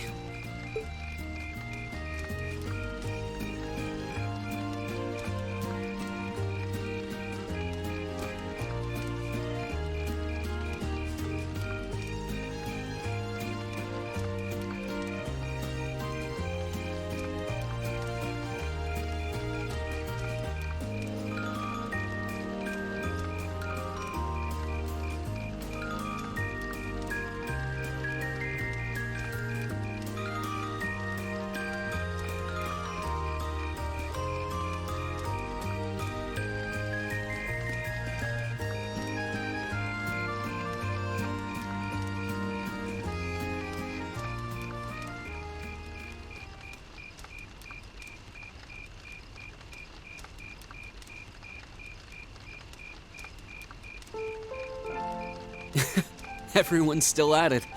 I wish I still had that much energy left. Still, it's not like there's a lot more festival to use it on. It's strange.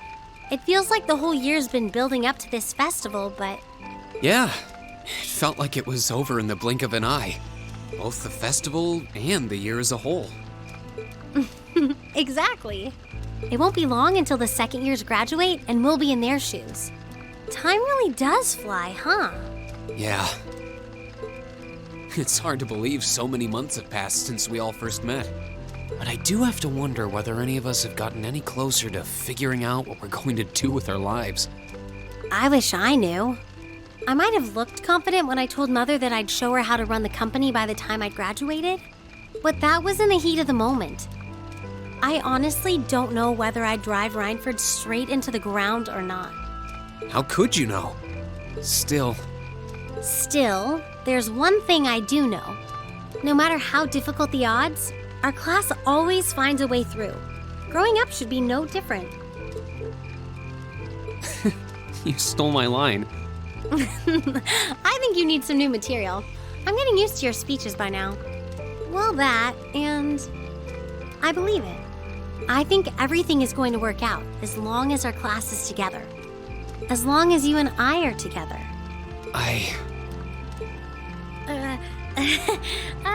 Forget I said anything. Elisa.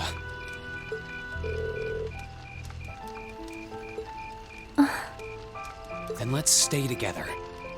We're still looking for our places in the world, but maybe they're right next to each other. I hope so. Me too.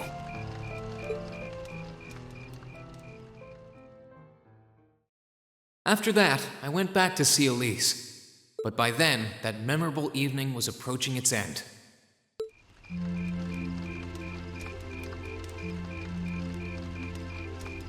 Rean? Elise? Claire? Good evening, Captain. You must be exhausted. Oh, well, it's not as though I performed on stage in front of an auditorium full of people or anything. I really enjoyed your concert, by the way. That's the kind of thing that makes me proud to be an alumnus. Wait, what? You were a student here? That's right. I was part of the Academy's 216th graduating class. And since you'll be part of its 221st, I suppose that makes me 5 years your senior. I had no idea. Why didn't you mention it until just now? Given that we only ever met while you were on your field studies, it didn't seem pertinent. Besides, once people graduate, they tend to leave their ties to their school behind. Especially here at Thor's. Because it's a military academy? Exactly. Roughly 40% of the graduates here go on to join the military. Not always the same branch or even the same army. About 30% join the Imperial Army, and 10% go to a provincial force. Students who are best friends one day might find themselves enemies the next. Rain. I'm sorry. I didn't mean to kill your happy mood like this. But I'm sure you're well aware of what may lie ahead. That we're teetering on the brink of an era of upheaval. I'm aware. Does this have something to do with the issues in Crossbell I've been hearing about? Yes, amongst other things. It seems as though everyone on the continent is ready to go to war with everyone else. But that's why it's so important that we're able to stand strong no matter what happens. Though, judging by how well Class 7 has performed on their field studies, I'm sure you'll all be fine in that regard. Here's hoping that I get the chance to help you out again sometime. Even if I'll have to be careful not to draw the ire of that instructor of yours while I'm doing so. I'm just glad to know that you have her back. Thank you for that. You're quite well... Please, excuse me a moment. Yes, Revelt speaking. What? What's going on? And you're certain of this? Understood. I'll return at once. Yes, I will escort them back to Valflame Palace myself. I'm afraid I have to excuse myself.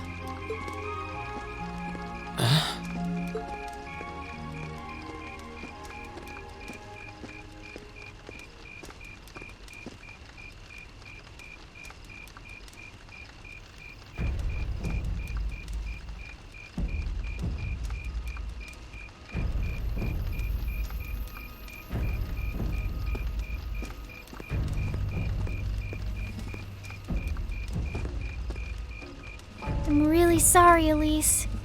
My brothers requested that we return to Heimdall right away. But as we're going back by car, I thought I'd offer you a ride home. But... Elise, I think you should go back with them for now. I'll call you later to make sure you're okay. Well, all right. Sorry to drop this on you so quickly, Rean. I'm sure someone from the Academy will fill you in shortly. Fill me in? On what? If you'll excuse us. Don't worry. We'll be sure to get Elise back to the Academy safely.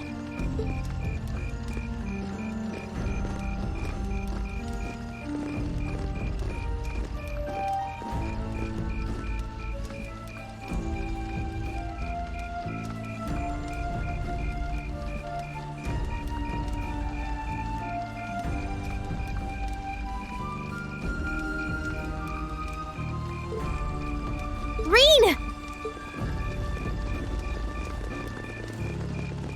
Does anyone have any idea what's going on? I'm afraid not. I've never seen Father behave like that before. My mother's the same way. She got a message of some kind and just changed. Ditto my father. I think it was someone from Heimdall who got in touch with him. One thing is certain. Something terrible has happened.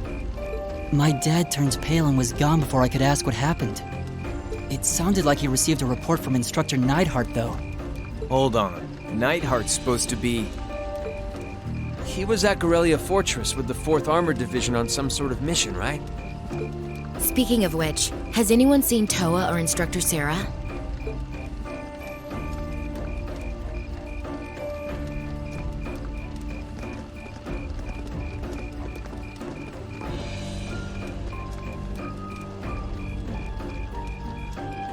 Students and visitors, I cannot thank you enough for your attendance today.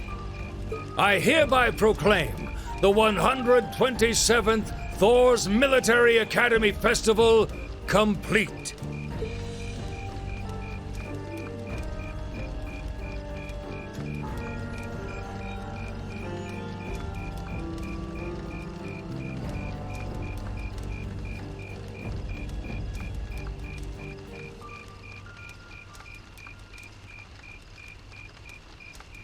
But I am afraid I must announce this with a heavy heart, as we have just received word from the Imperial government that this evening, Garrelia Fortress, which rests on the eastern border of the Empire, has been destroyed. No, destruction is an inadequate word. An unknown weapon has erased the fortress in its entirety from existence. I would ask that all of our guests, from that region or otherwise, please try to remain calm.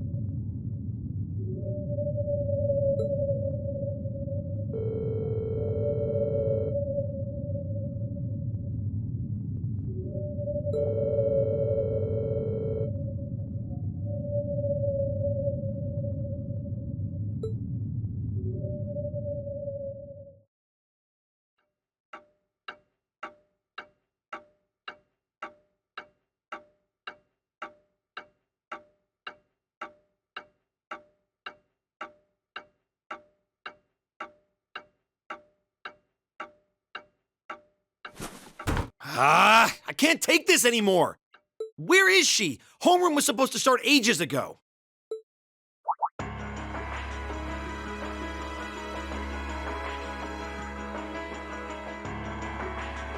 not surprised she's late. The instructors are probably all busy trying to figure out what to do. That seems more than likely. This morning's meeting has already blown past its normal ending time. It's still hard for me to believe all of this is really happening. Having been there, the idea that Garrelia Fortress just vanished is difficult to comprehend. Not all of it, I heard. There are still some parts left and almost untouched.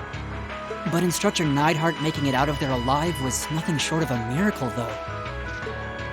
Those huge railway guns were part of the section that's gone, too. If I hadn't seen the pictures, it'd be kind of hard to believe.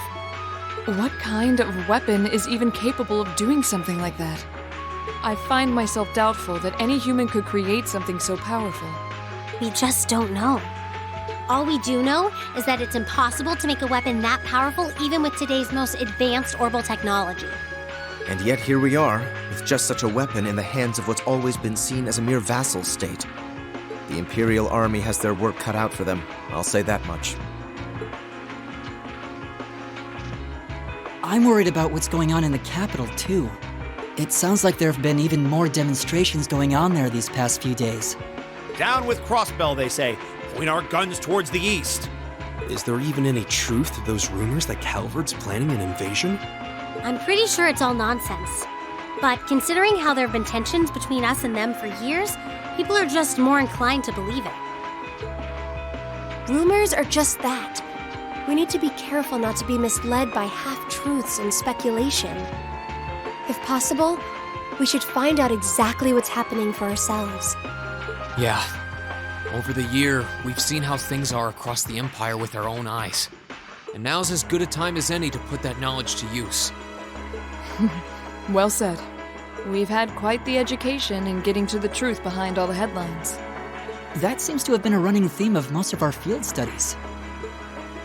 Still, we seem to be missing two of our illustrious members. Well, there's nothing strange about Crow's habitual truancy. Or did he already transfer back to his original class? No. He said he was going to be with us through the end of the month. As for Milliam, though, I'm not sure. You don't think it's something to do with the intelligence division, do you? Well, she is an agent of theirs. It's kind of easy to forget that, given how she usually is. It does concern me that none of us have seen her. Sorry to keep you waiting. Oh, instructor. Are we starting homeroom? Not today, I'm afraid. All classes have been canceled. You can either stay here in the building and study until school's out, or go back to the dorm. So wait. Has something happened? Not yet, but it will. Chancellor Osborne's going to be addressing the nation from Dreikel's Plaza at noon. It's set to be broadcast across the entire Empire. A national address? Sounds pretty serious. And given the timing. Indeed. It's not hard to imagine what's on his agenda. Come on, guys. Straighten up. You're students of Thor's Military Academy, and that makes you all cadets. Whatever careers you choose, military or civilian, you need to know how to act decisively in an emergency. So right now, I don't want you to look away from what's happening in the world. I want you to face it straight. Will do. You're right. Now's not the time to lose heart. As for Osborne's speech, apparently we'll be setting up radios in each classroom so the students can listen to the national address. So if you want to follow along, be sure to be back here by noon. I suppose I might as well listen to it here then. Same here. I don't even have a radio. I do, but for something like this, I'd rather not listen to it alone. Well, then, we can all share in the joy of hearing the melodious voice of our esteemed Chancellor. Maybe I should haul in some beer and snacks. That's the only way I'll stay sane through the entire broadcast. What should we do about Crow and Milliam, though? None of us have seen either of them all day. Do you know where they are? Can't say I do. Crow's practically made a career out of playing hooky, but I did see Milliam earlier this morning. Oh, so she's still on campus? At least that means she wasn't called away by the intelligence division. I'd been thinking along those lines, but when I asked her, she just shrugged and said, "No news from the top!" I doubt she's wandered off too far. Yes, but lest you forget, she excels at giving us the runaround. At least it doesn't sound like she's in trouble. We're probably worried over nothing. We'll just have to tell them we're meeting here at noon if we run into them before then. Yeah, will do.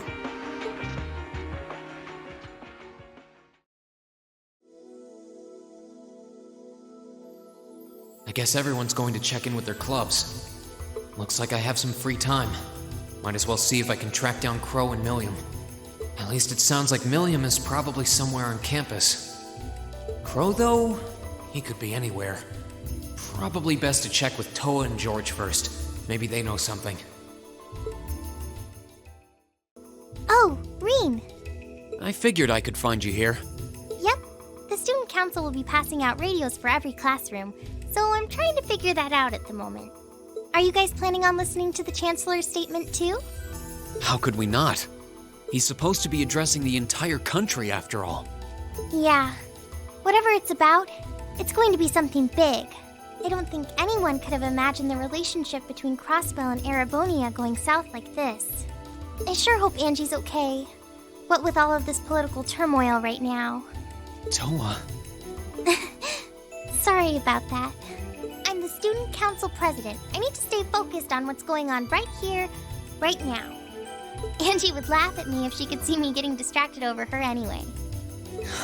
That's right. You've got to focus on getting through this. Still, don't try to take on more than you can handle. I'm not the only one ready to give you a hand if you need it. Will do. Thanks. Oh yeah, why were you looking for me in the first place? Right. I almost forgot. Do you have any idea where Crow might have gone? Crow? Nope, I'm afraid not. He didn't mention that he had to go anywhere when I talked to him yesterday, at least.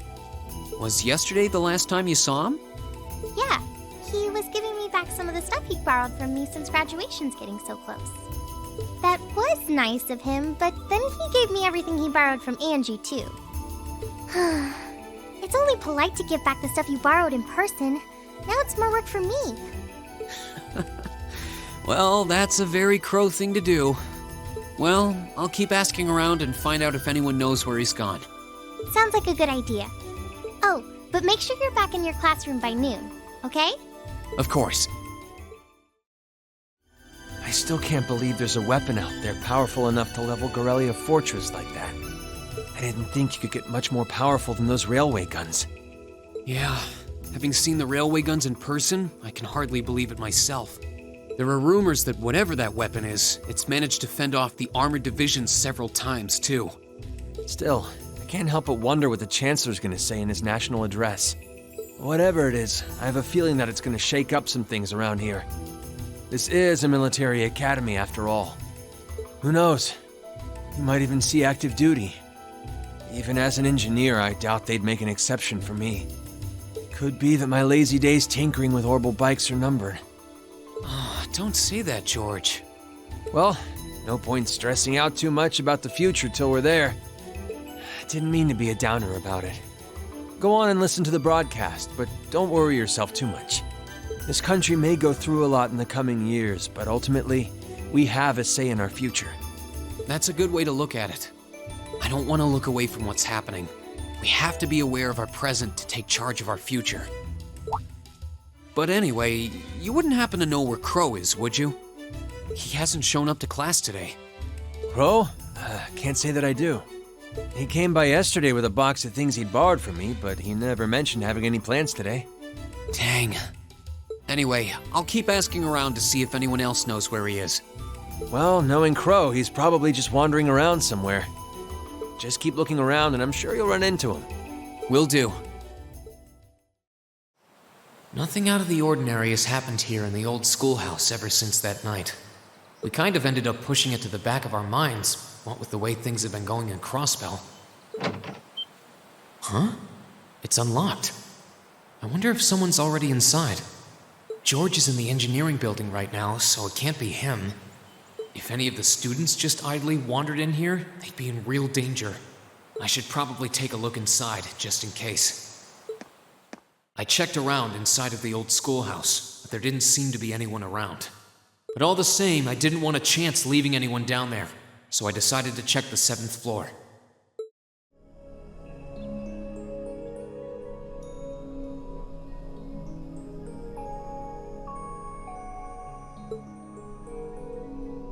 Milliam?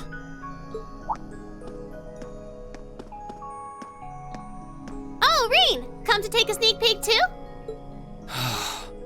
Is this where you've been the whole time? You do know we have class, right? Oh. Dang, I knew I was forgetting something. Honestly.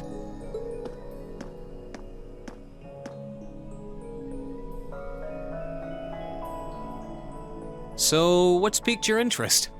It doesn't look like this thing has anything in common with Erigetlum. I don't know. I can't shake the feeling that it might, at least a little. Not the same, but like they share some kind of underlying principle. I've got no idea what you're talking about. I guess you wouldn't really understand without being connected. But now it makes sense why Gramps asked me to keep an eye on this place, though. I had no idea there'd be something this cool down here. Wait a minute. Are you talking about Chancellor Osborne? Did he know there was something like this here? Not really sure. He just asked me to keep an eye on the building itself, and said to let him know if anything unusual happened. Whoopsie! That was supposed to be confidential. So, the Chancellor has an interest in our quaint old schoolhouse, does he? We did just find out that Captain Claire is a Thor's graduate, but...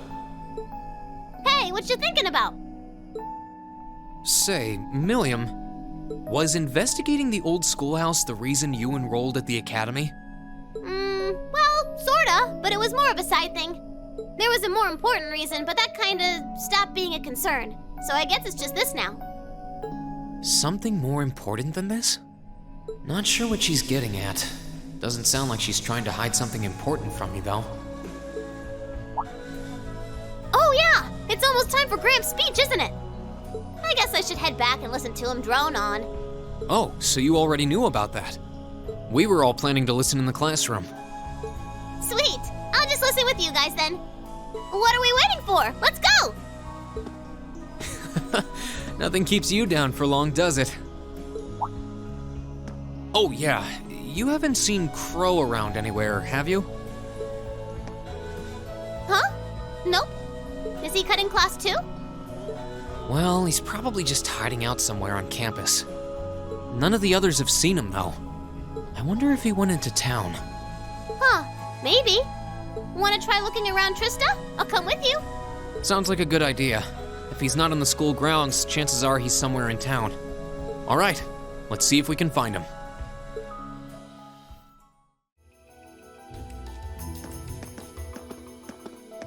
Okay, so are we gonna track down Crow?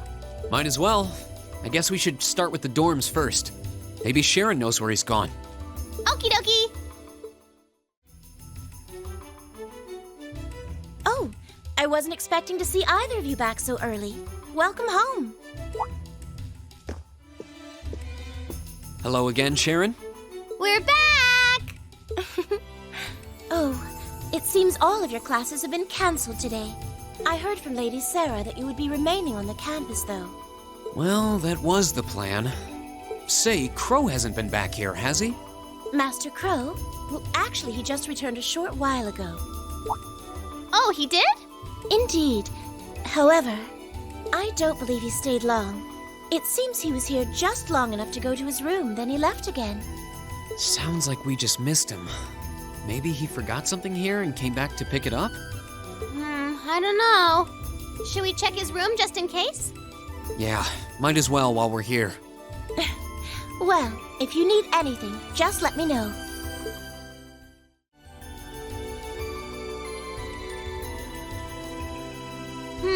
Looks like he did go out then. Still, don't you think his room's awfully tidy? I mean, for Crow. Well, he was supposed to be moving out of here fairly soon. He must have been doing some cleaning. Anyway, it's almost noon. I guess we just have to head back to the classroom empty-handed for now. Yep, it's almost time for Gramps' speech. Still, I wonder where Crow went. Yeah. There's nowhere else around here I haven't checked, is there? Oh, it's you. Patrick, what are you doing here? I thought you would have gone back home. Well, we don't have any classes today, so I was just resting in my room. Sure, I've been told to return home, repeatedly at this point. But as a member of the Four Great Houses, what dignity would I have were I to turn tail and run home at a time like this? Don't underestimate me, Schwarzer. Oh, wow. Wouldn't dream of it. Is Class 1 planning on listening to the national address too? We are. Personally, I can't stand the man, but we are in the middle of a national crisis. Those of us who elected to remain at the Academy are having a radio set up to hear the broadcast together.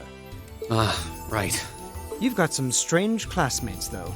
Especially that second year. I know Heimdall's not all that far from Trista, but I'm not sure why he'd bother going to hear the speech in person. What are you talking about? That Crow fellow. I met him outside the station this morning. Huh, really? Oh, he didn't tell you? When I inquired, he said he wanted to hear the Chancellor's speech in person. Huh. I wouldn't have expected him to suddenly take an interest in politics. Well, at least we know where he went now. I haven't a clue what you're babbling on about. Anyway, it's almost noon now. Shouldn't you be running along? You'll miss the broadcast. Oh, yeah, you're right. Let's get going, Milliam. Everyone else is waiting in the classroom. Okay.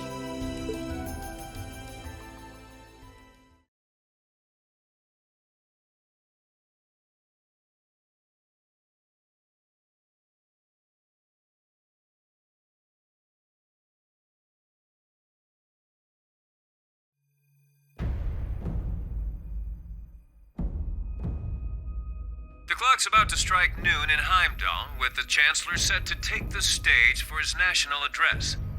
With the situation in Crossbell and the destruction of Gorelia Fortress still fresh in the national consciousness, The message he has today will undoubtedly shape the future of Erebonia and with it, our lives.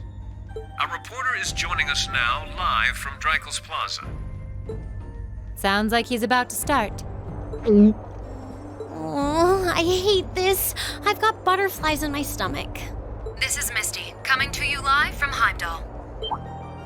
Huh? Why is Misty... Oh, it's the host from Abendheim. At least that's a reassuring voice to hear at a time like this. How? Emma? What's wrong? The woman talking on the radio, she's... You all know her? Who, Misty? Of course. She hosts the radio show Abendheim every Sunday night at 9. I've seen her out and about in Trista, too. She always looks so fashionable. Though, considering Abendheim is broadcast by Radio Trista, it makes sense that's where she'd be. Huh? Do you know her or something? The Chancellor's standing at the podium, and it looks like he's about ready to begin. Let's hear what he has to say. Citizens of Heimdall, fellow countrymen, Erebonians far and wide, I thank you for your attention. I am Gileath Osborne, your Chancellor and the acting representative of the Imperial Government.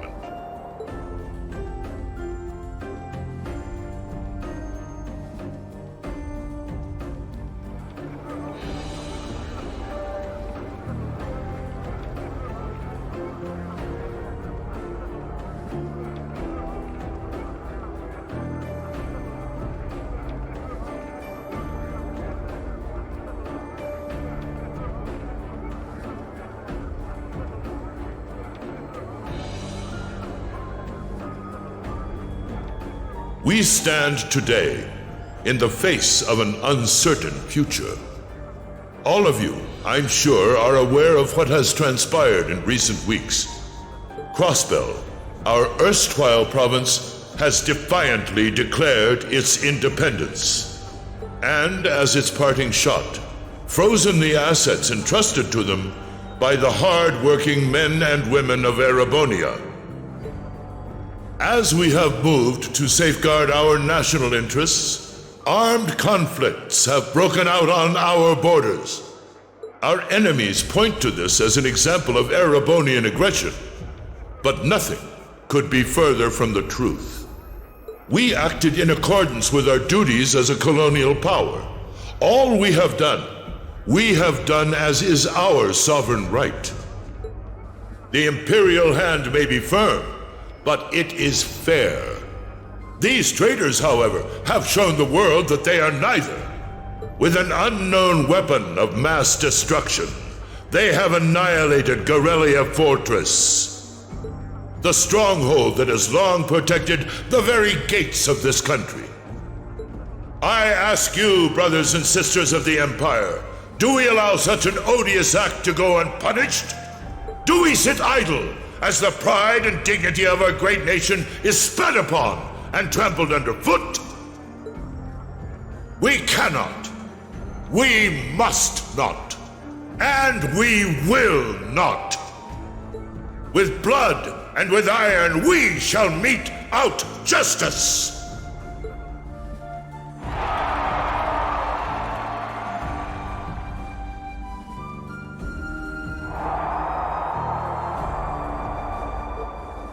Listen to him go. Oh, he's quite the orator, that's for sure. Well, he's certainly not out to upend my expectations. Milliam? What are you doing? Nope, can't get through. No surprise there, I guess. Who are you trying to call? What is all this about? Oh, it's part of my mission. The most important part, actually. If only I'd caught on a little sooner. But considering he managed to outwit Claire, Lecter, and even Gramps, I suppose Crow's earned this victory. What? What does Crow have to do with this? Huh. So that's your angle. You came because you had a potential lead on C and you couldn't look into it from the outside. Is that it? What? As in the leader of the Imperial Liberation Front? But he's dead, isn't he? The Intelligence Division looked at all of C's actions so far and drew up a list of potential suspects. And one possibility we couldn't dismiss was that he had ties to this academy somehow. But after C and his cronies got blown up aboard their airship in the mine, we thought it was a moot point. Looks like we spoke too soon, though.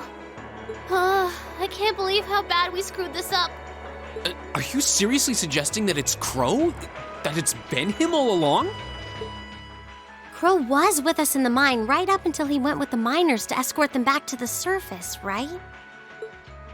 Yeah, and then his route back ended up blocked off by a cave-in, so he wasn't able to reach us until later. But what if he actually used another route to get there ahead of us? Then fought us wearing that masked helmet and cape. Before making it look like he boarded the airship, then sneaking back around to join the others like nothing happened. Madness. No one would stake their entire plan on such a precarious stunt. Perhaps we can read the evidence that way, but there are a few leaps in logic that bother me. Besides, remember when the terrorists escaped from Gorelia Fortress? We heard C talking to us. And not just then. He was addressing us just before the airship exploded in the mine, too. That's true, on both counts. And Crow was with us the whole time during everything that went down in Gorelia. He never left our sight. Right. No mistaking it. My name is C, leader of the Imperial Liberation Front. The hammer of judgment shall fall again. I'm ready. Are you? Yeah, there's no way he could be... He could have recorded a message in advance and played it back. Oh. And the airship that exploded? It could have been controlled remotely. His alibi seems airtight, but once you account for things like that, it starts looking pretty questionable. Yep. And if C's still alive, that means the other ringleaders probably are too. Then right now, Crow is... Oh no. He said he was headed to Dreikel's Plaza, didn't he? If a skilled sniper has their eye on you, you let your guard down for even a second and bang, you're dead. If he's the one who shot down the airship in the mine, then it's checkmate for the Chancellor. Crow's already won. We stand at the brink of nothing less than a national crisis.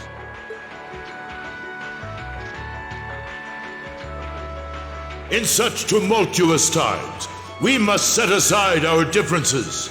We must look past the ideologies that divide us. I will not deny the rift that has grown between the reformist and noble factions, especially in recent times. But how childish, how insignificant such squabbles seem when the enemy marshals its strength beyond our borders. I have met with His Majesty the Emperor, and have secured permission to embark on the course we now must. Thus, in the name of the Emperor, and as the representative of the Imperial Government, I hereby proclaim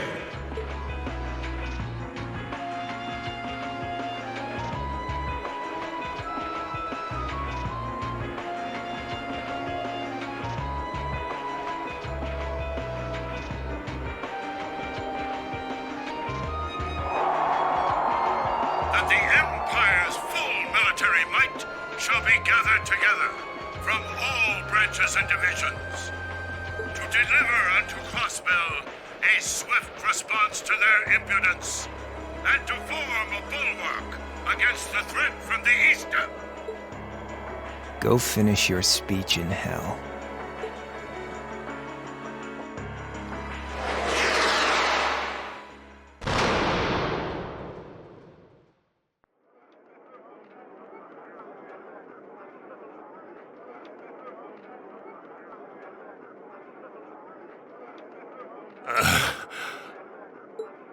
well played, Armbrust.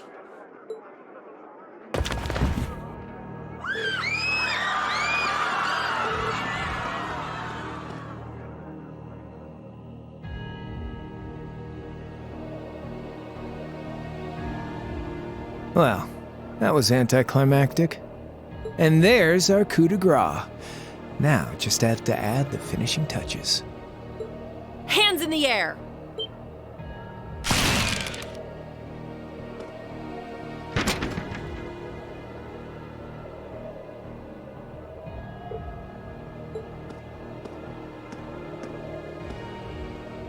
It really was you all along. To think, all the time we spent searching for the leader of the Imperial Liberation Front, and he was right under our noses. Crow Armbrust from the Jirai SEZ.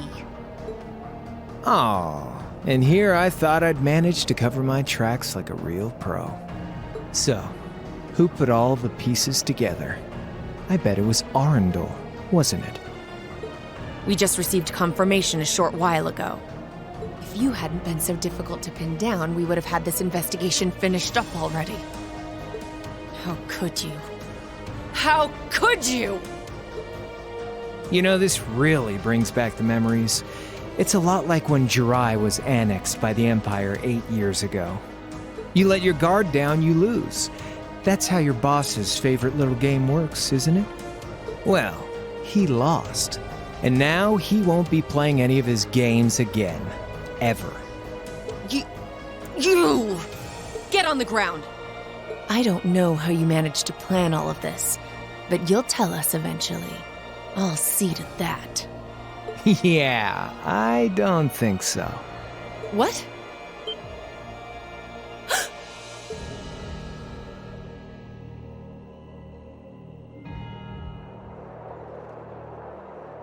Ladies and gentlemen, we've just witnessed a shocking turn of events. Chancellor Osborne has been shot by an unknown assailant. He's currently being rushed into urgent care. We'll bring you more on the situation as it develops. What is that? It's coming closer. It looks like we may not be out of the woods yet, folks.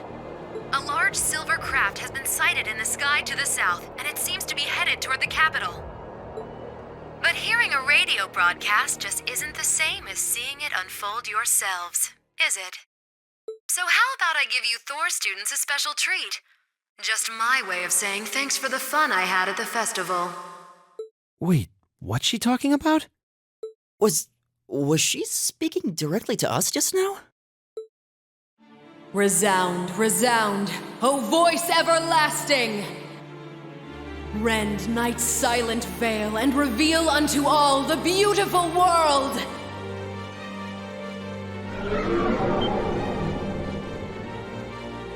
What the? Isn't that the plaza in Heimdall? This is one of the Azure Abyss's incantations, Phantasmagoria!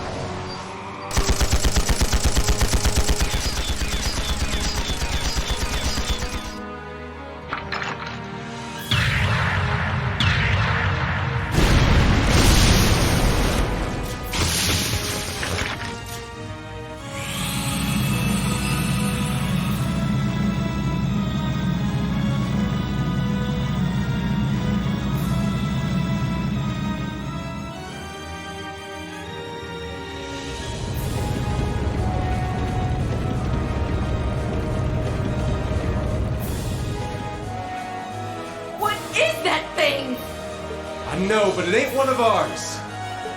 It's time to avenge His Excellency.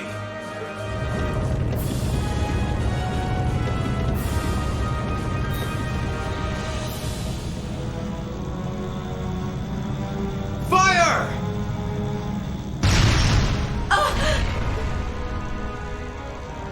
Where did it...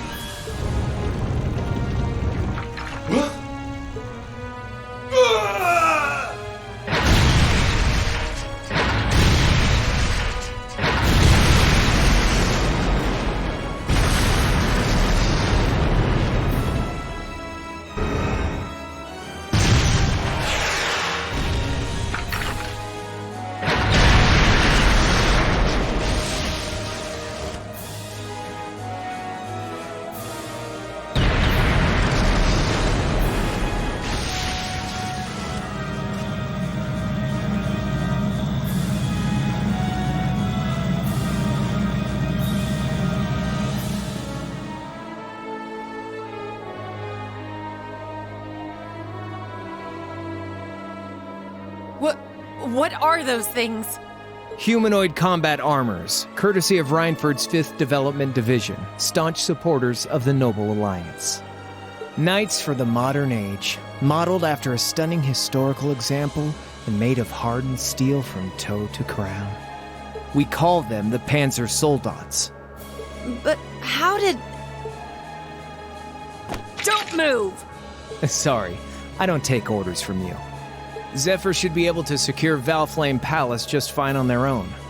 But I've got my own score to settle. No! What?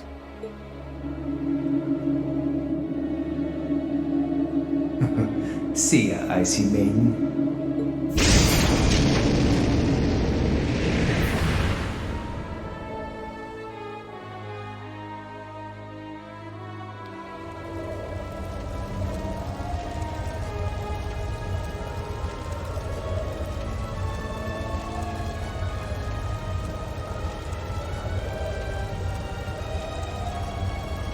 Man, that was a bit of a letdown, huh? I'll give him an A for effort. But we're talking about the Imperial capital here? Is that the best they could muster on their home turf? The hard part's still ahead. Most of the Imperial army's putting out fires across the country. But they'll be back soon enough now. And who knows? They might have some anti-Soldats countermeasures up their sleeves. Hey, anything can happen. Guess the ones to watch out for are the 3rd, 4th, and 7th Armored Divisions, huh?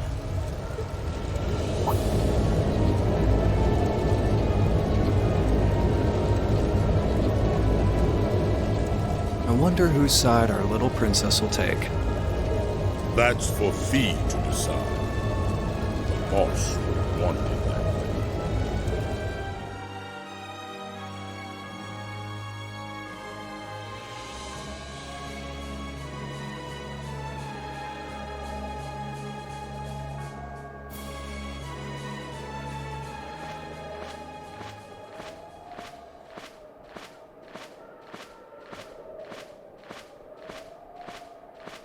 Splendidly done, Grianos.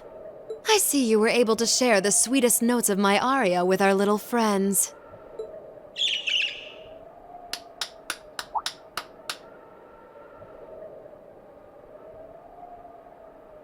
I find myself reminded afresh of the brilliance with which you shine as the second Anguis, Lady Vida Clotilde.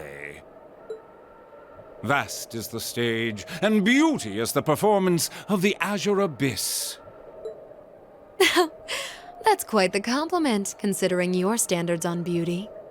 Still, first Liberl, then Crossbell, and now here in Erebonia. Don't you think you're getting a little too greedy for your own good? Your chastisement cuts deep.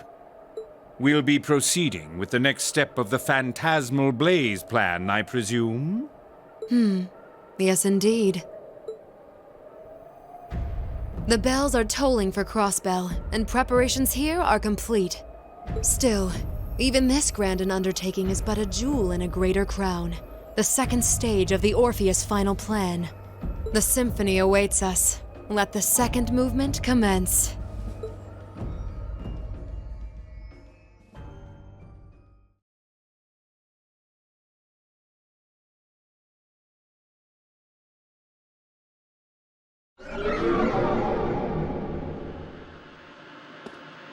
Is this really happening?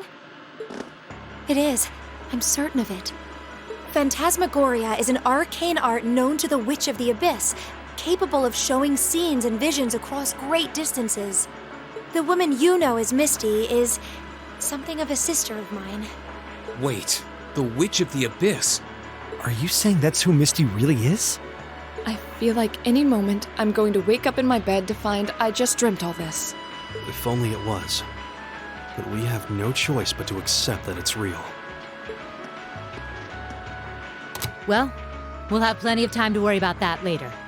Right now, we've got 2 more pressing concerns. The Chancellor's been shot, and Heimdall's been occupied. Oh no! I hope my father's alright. Damn. Please, let Saint Estrella be safe. That gargantuan airship. Those Panzer soldats. I have no doubts that they were bankrolled and manufactured by the noble faction. I saw them there.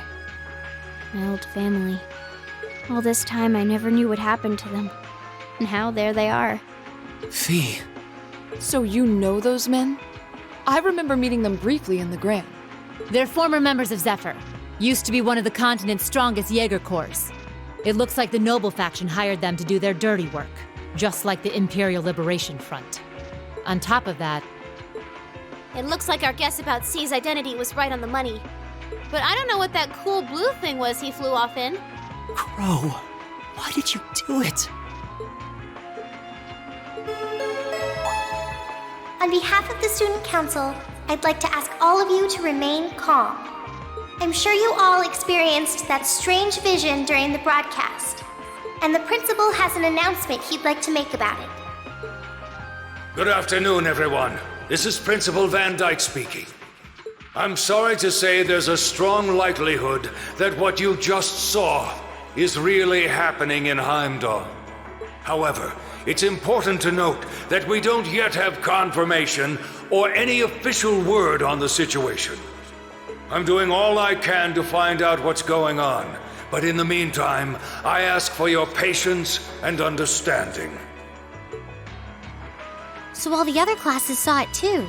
How could she use a national radio broadcast to show something to just us and no one else? Is that even possible? For her, it is, with little difficulty at that. Yo, Sarah here. Who's... Neidhart? An emergency meeting. Right away? What? Of course, I'll be right there. Yeah, understood. I'll meet you in front of the main gate. All right, class. I've got to step out for a bit to take care of some business. But no matter what happens, you are not to leave this building. Is that clear?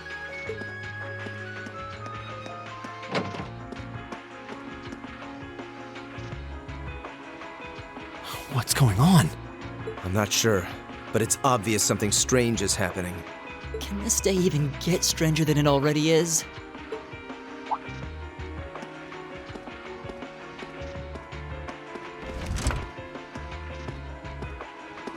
What's wrong, guys? I hear something to the west, and it's getting closer. Several armored cars are approaching. And it sounds like they have some of those armored suits with them. You've got to be kidding. First Heimdall, now Trista? Are they planning on taking over the academy? Sure looks that way. Notable members from both factions have kids enrolled here, and there are plenty of important people like the principal. So either they're looking to preemptively protect their own or take the others hostage. Could be either, even both. This is absurd. Whatever their intentions, we can't allow them to harm innocent people. Do you think that's where the instructors went? To try and fight them off? Those giant armors tore through the army's tanks like they were nothing more than toys. Our instructors are strong, but with what they're up against, I'm worried they might not be enough. I'm not sure how much help we'd be or if we'll even be able to put a dent in them. But right now, they need all the support they can get. They need Class 7. I'm with you. You have my sword. I didn't really wake up today planning to fight enemies that can gut a tank. None of us did. But this battle came to us, so we'll draw the line here. I'll do everything I can to defend this school and its students. I take no issue with humbling those that befoul the spirit of true nobility. Guess I'll help too. I wonder how Lammy will match up against those giants. We haven't got a lot of time, so let's move out. All right, let's do this.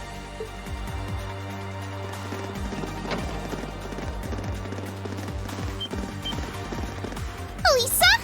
Why are you all so flustered? What's going on? Ferris, you're still here? What in Adios' name is going on here? I saw the instructors leaving the academy through the front gate. Oh, they already left? Patrick, you have to stay here. You can't let them take over this building. Work with the other students as best you can. Schwarzer? What are they?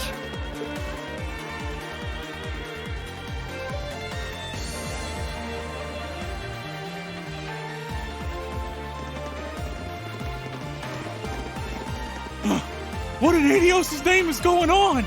I heard a war started in Heimdall. Don't worry, everyone. You'll be safe here. We'll show you to the auditorium. You can bunker down there.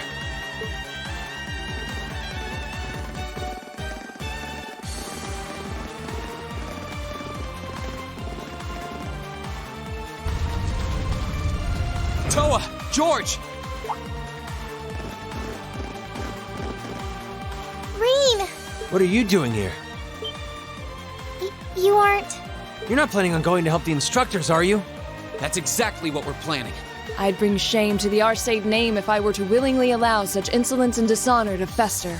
We're not gonna push our luck, but we want to give them every little bit of support we can. You can't be serious. If that video's anything to go by, you'd be going up against some seriously dangerous weapons. The chances of you overcoming a force like that is... well, I don't even want to say. Are you really sure this is what you want to do? We are. This academy has given us a lot. We've made friends here, learned to better ourselves.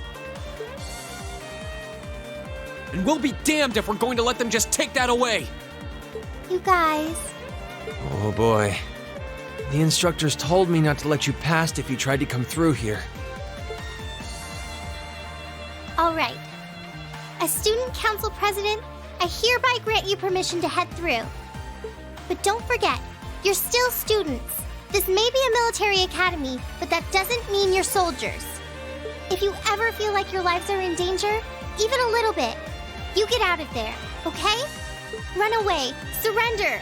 I don't care what you do, just please don't die out there. Promise me.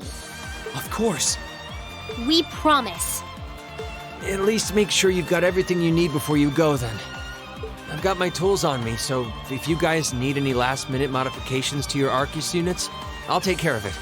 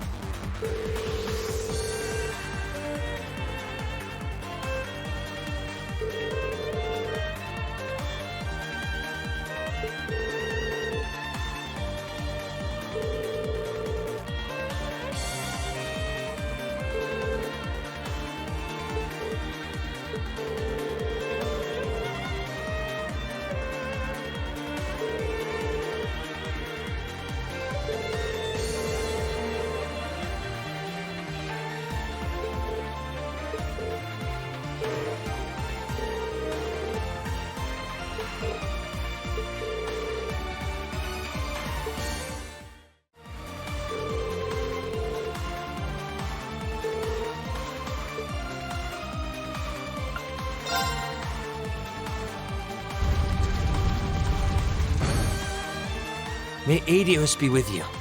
And just a little speculation from me, but looking at their design, you should aim for their joints. Take them apart at their weakest points and you might have a chance. I see. Then let's pray our aim is true. I know I'm repeating myself at this point, but don't go doing anything crazy. You hear? Still, I know in my heart how much you want to protect this school. So do what you think you have to do. Not just for us, but so that whatever ends up happening, you'll know you gave the best you had to give. Understood.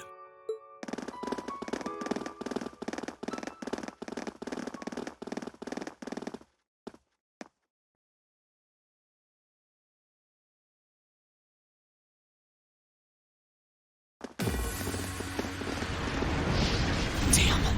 I sure didn't waste any time. It seems the battle's already underway.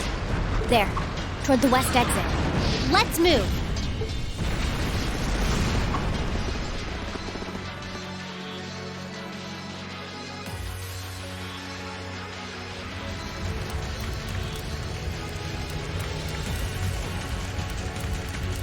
Impossible!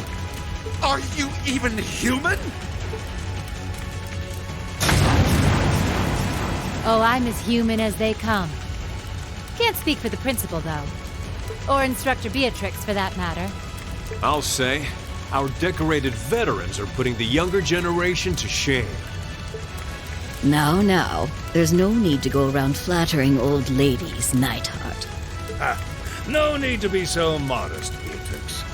I don't know of any other old ladies who could reduce an armored car to a smoldering wreck that quickly. Says the man who cut one in half. Always nice to share a little outing with my wonderful colleagues. And while we're at it, since when were the two of you such whizzes with all those high-level arts? Especially you, Thomas. When did you leave the library long enough to become so disturbingly proficient with an orbital staff? Well, you know me. I've always been rather taken with the mages of the Middle Ages. They're monsters! Sir, we don't stand a chance against them! Ah! Stop your whining!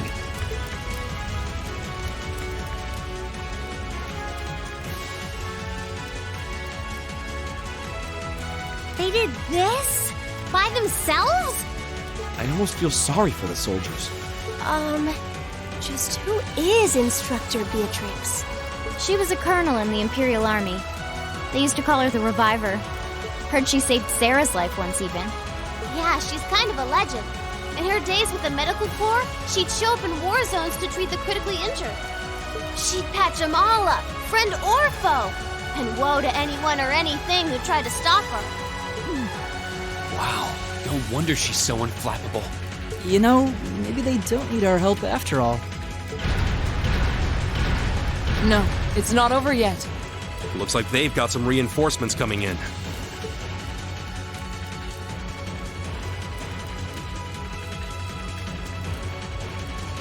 Cease your fire! There's no need to increase our casualties any further. If they're fielding monsters, we might as well call in our own. Here they come.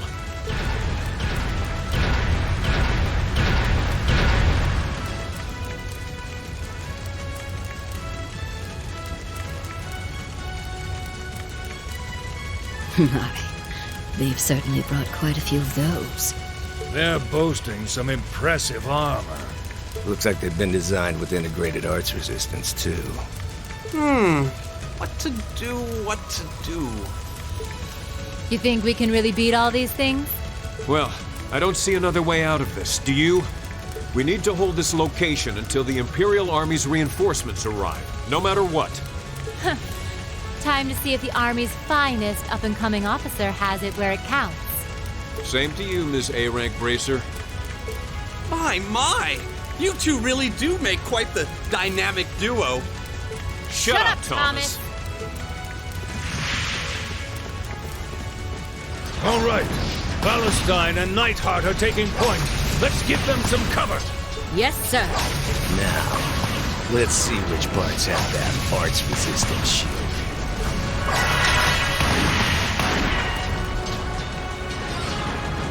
They certainly seem to be holding their own. Yeah, but look how many they're up against. And the enemy's still got strength to spare. But the instructors don't have anything to fall back on if the enemy gets the upper hand. Let's go. They need backup, and we're here to give it to them. Right. I'm not sure how much support we'll be able to provide, though. At the very least, we should be able to keep one of those things busy. If we can give them that much more of a fighting chance, I'll do it. That won't be necessary. What? Sharon? Allow me to handle things here.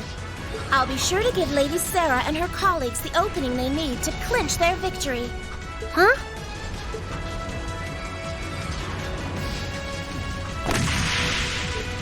She's fast. I figured you'd show up sooner or later.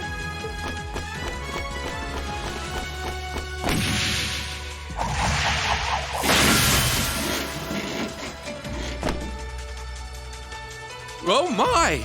Steel wires.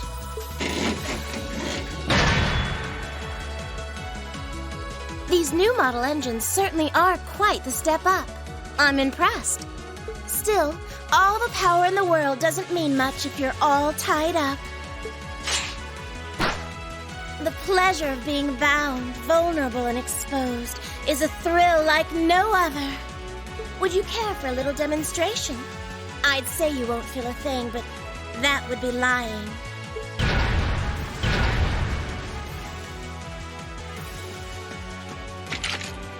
So you finally dropped the act, huh? Looks like you've even picked up a few new tricks since our little dust-up 2 years ago.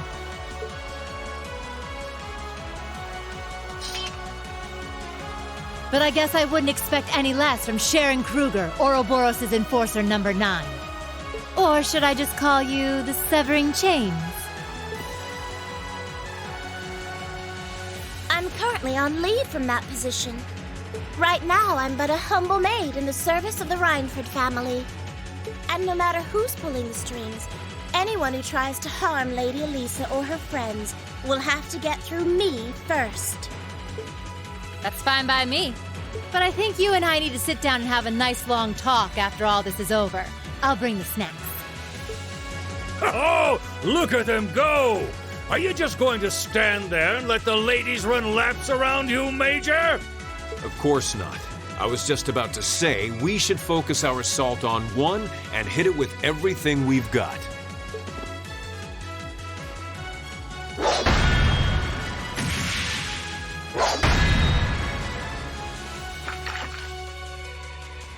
Boys will be boys. Oh my! I feel like a mere mortal walking among titans. Okay, I think I got these guys figured out. Gonna nullify their art shield capabilities.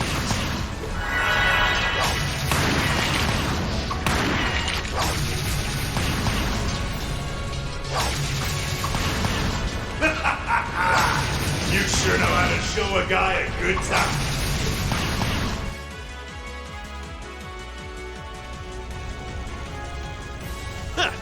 You got some real fight in you. I can respect that. Still, there's only so much you can do against these soldats. Let's see how long you can hold out, shall we?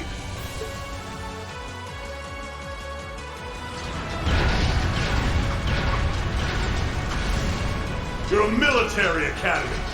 Let's see how much fight you've really got in you.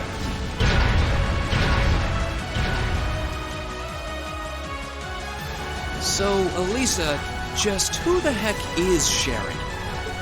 Don't ask me. I want to know just as much as the rest of you. I'm pretty sure my mother knows her background, but she never told me. Still, now they may have at least a chance of victory. Though not a great one by any stretch. Still, we've seen those suits demolish battle tanks in just a few hits. And every second we hesitate. You're right. If we join the fight, their chances would be that much better. That sound. It's faint, but I can hear it. No way. But that's coming from the opposite direction of the capital.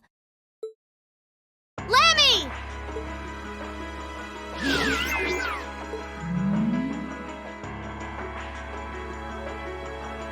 We've got 2 of those armors coming in fast! A blue one and a green one! Well, they certainly don't seem to be holding back on our account. Are they trying to catch the town in a pincer attack? The instructors and Sharon have their work cut out for them with those 5. Looks like we're the first and only line of defense then. Yeah. Get ready, everyone!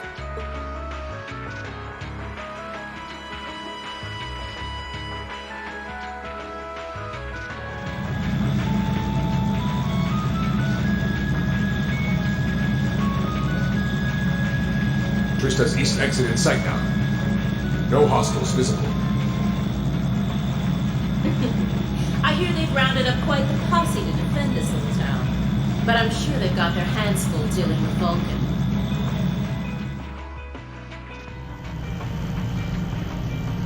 Never mind that, though. We're not here for the town. C's instructions were to head straight for the academy and take all of the students captive. Roger that, Comrade S. We've got a group of unknowns dead ahead. My, what have we here? And here I thought Vulcan would get all the fun to himself.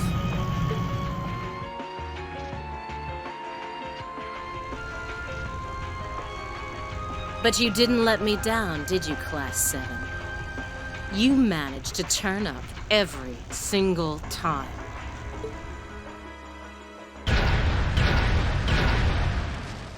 Commencing operation. Our objective is to defend Trista's east exit. Aim for the one in the front and give it everything you've got. Understood! How cute. You seriously think you can beat a Soldot's unit, do you?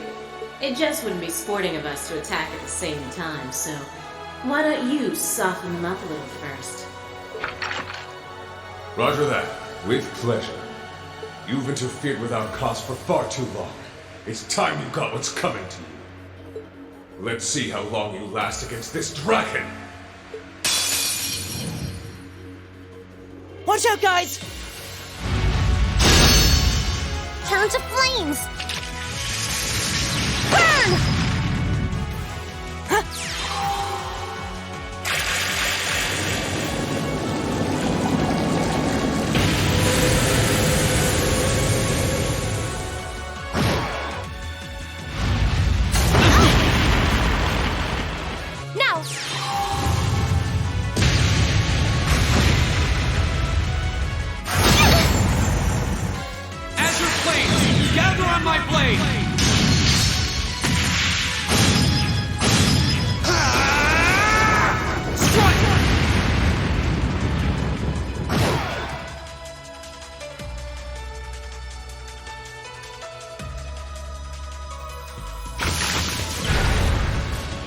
Damn it!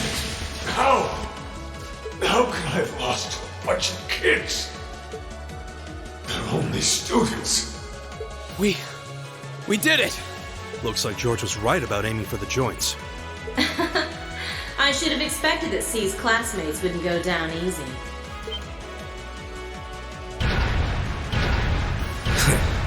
I recognize that grating voice.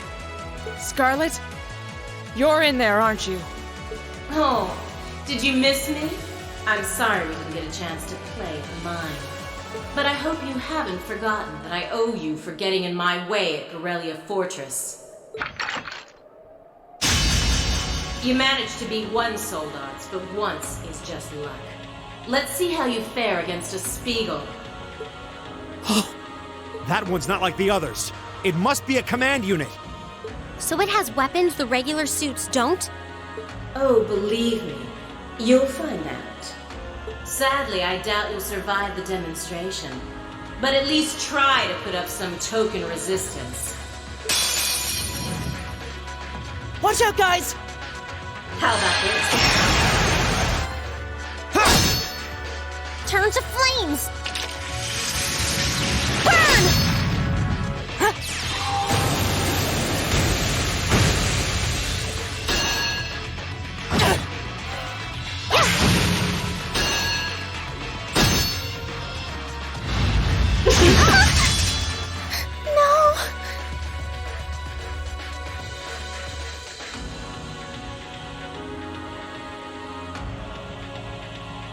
No way! It reflected all our attacks. That's cheating! And this, children, is what we call reactive armor. Think of it as a protective field that the pilot can activate at will. They originally designed it to defend against tank assault, but as you can see, that's not its only use. The 5th Division really outdid itself this time. Reen? Hey, what are you... You're not. It's the same as when he fought the Viscount. No, don't! Don't do it, Reen! So this must be that power of yours that C mentioned. I wonder if it'll really give you the strength to take down this Spiegel. If I go full force, it'll probably cost me my life. But if that's what it takes to keep them all safe, then that's the price I'll pay. Reen, stop! You don't have to do this! Dost thou desire the power? What? If thee and I are of one accord, a covenant can be made. Thou hast but to call out my name. One in whom dwells the flame, Awakener. This voice. It looks like all the conditions have finally been met.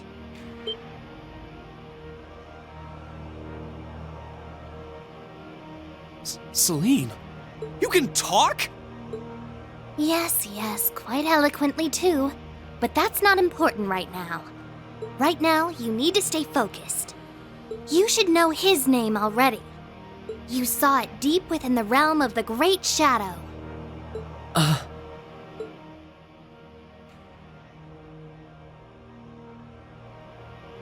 She's right. I remember the name. It feels so familiar. Like I've always known.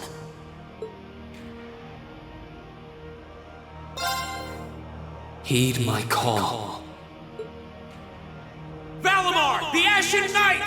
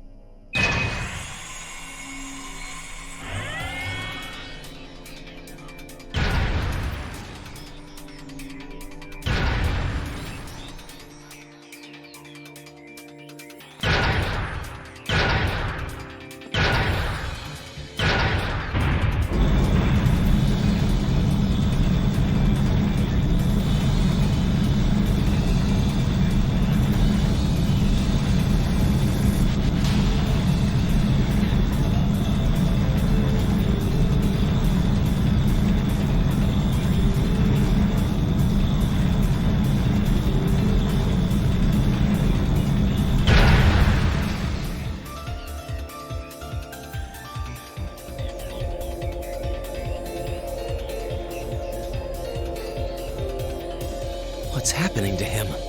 He just stopped moving. Celine, what's going on? Shh, let him concentrate. What? Did Celine just... The cat is talking! What's he doing with that fancy light show? Well, whatever. It's not going to save their skins this time. Playtime's over, brats. Unless you have a death wish, I suggest you get the hell out of... What was that? Is the provincial army bombarding the town? Wait! No! Shit! Is that what C was talking about?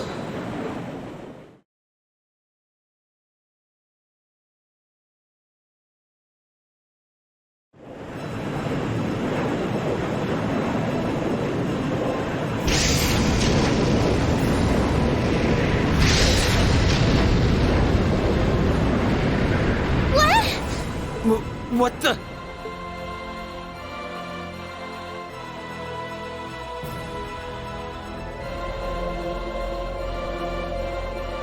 Here it comes.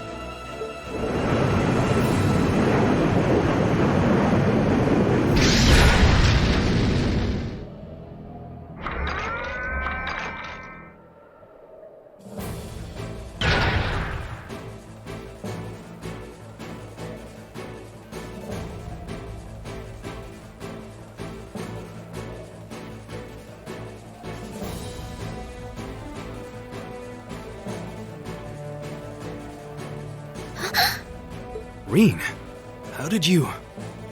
Is this one of the great knights from the ancient legends? So the tales are true. You see before you one of the divine knights, incarnations of the great power. The Ashen Knight, Valimar. Damn it! This wasn't in the plans. It shouldn't have been able to move yet.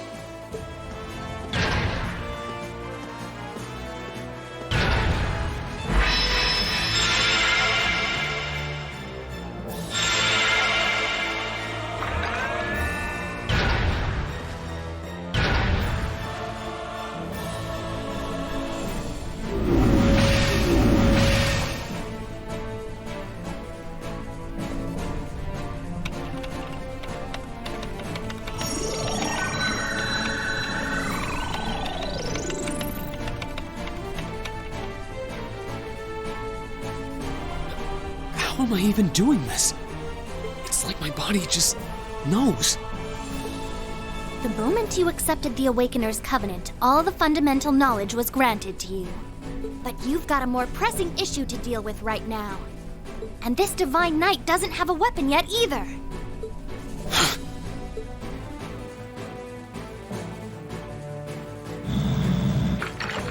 You're mine!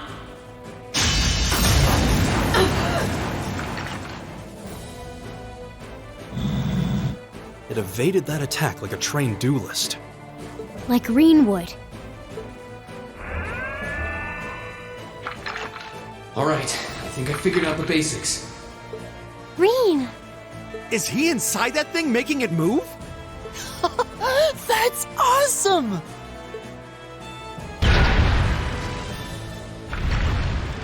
I recognize that stance. The 8 leaves 1 blade style's unarmed form. You're just full of surprises, aren't you? Huh. Looks like you might be able to handle this after all. The 8 Leaves 1 Blade School has a form we use if we're disarmed or have to fight without a weapon. And believe me, Master Ka-Fi drilled it into me so thoroughly I could do it in my sleep. Sounds like you owe him a thank you next time you see him. Watch out! Here she comes! Let's see what we can do!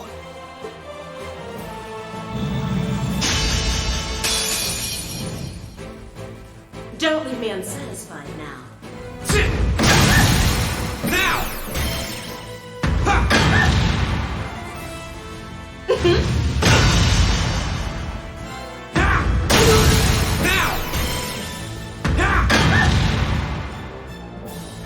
Aren't you feisty? We'll see how long that lasts. Hope you like pain. Bring it on! Gotcha! This can't be happening.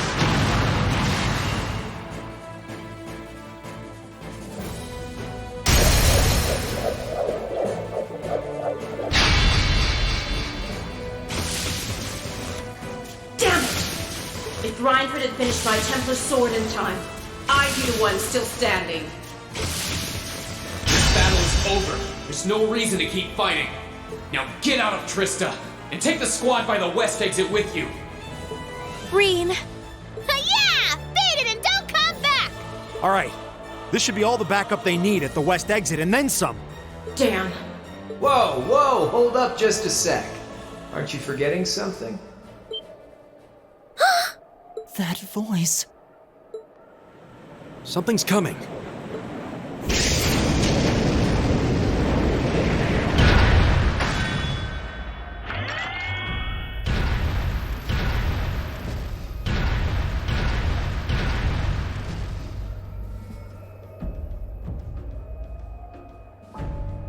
Whoa. A blue knight? Then Valimar wasn't the only divine knight that was awoken. See? Am I ever glad to see you?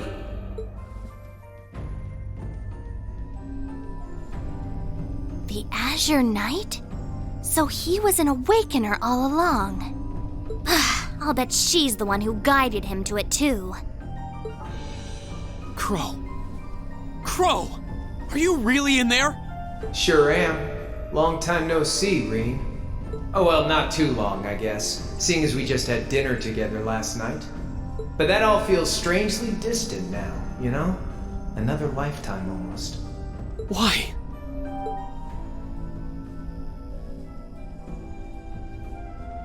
Why are you doing this?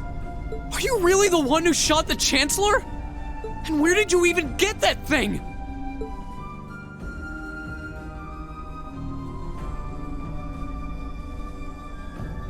It's thanks to the Imperial Liberation Front's planning that I wound up at the Academy in the first place.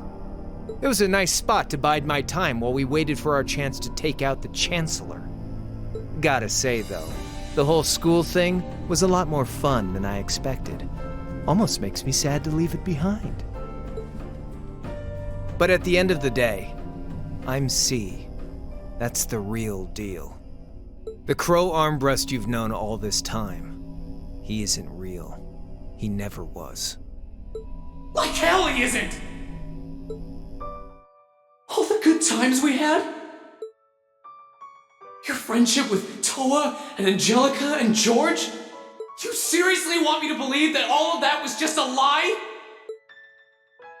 That our hanging out, our field studies, even our concert meant nothing to you?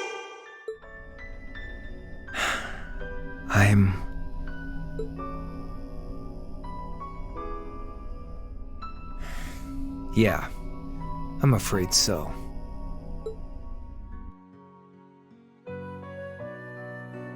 Oh no. Crow, why are you doing this?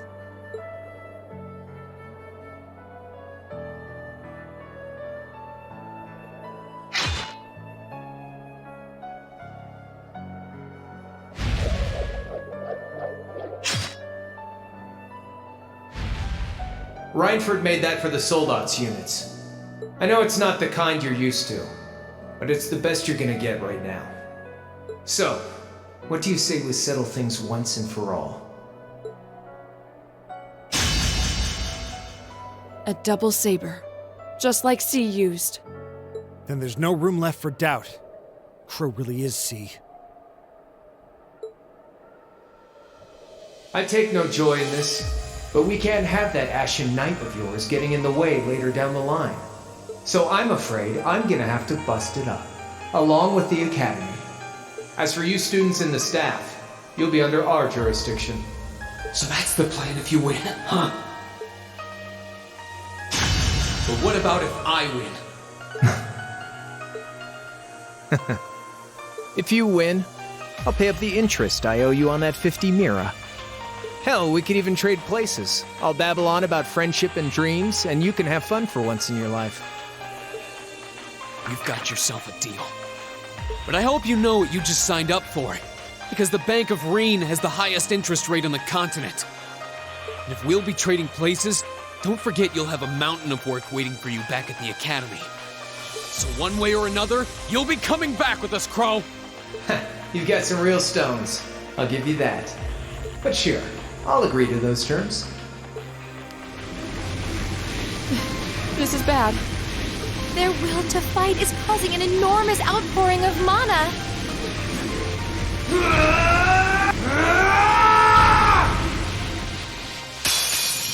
Alright, let's do this. Now! Here goes! How's this? Now! Here goes!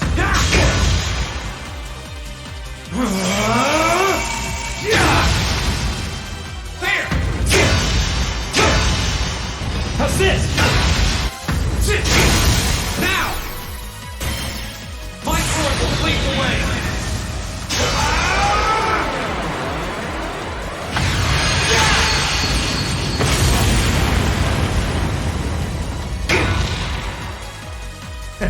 Not bad.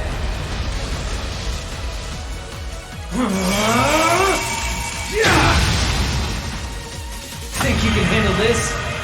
Bring it on! Eat this! Gotcha! Now! We're ready! Darkness! Clear! So, what you gonna do? Can't lose! Burn to ash! You got me.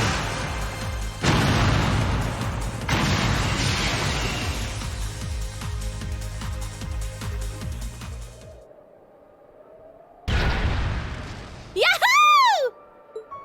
He did it! Thank goodness. That means... This can't be happening! You really don't do anything halfway, do you? I thought I knew what you could do with your 8 leaves training, but you're fighting on a whole nother level today. Good thing, too. Otherwise, I'd never have stood a chance against you. Time to make good on our wager, Crow. You're coming back with us.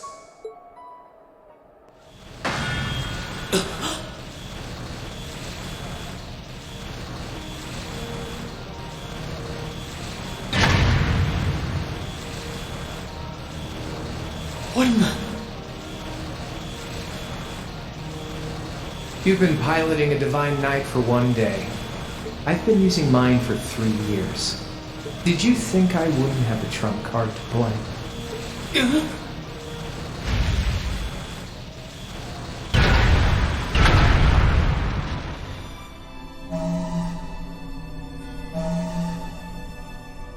Damn it! It's like I didn't even phase him. My head! When a Divine Knight is damaged, the Awakener shares their pain. Just as I feared, it was too early.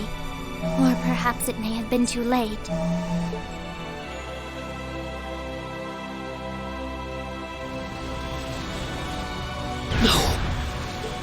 No, you don't!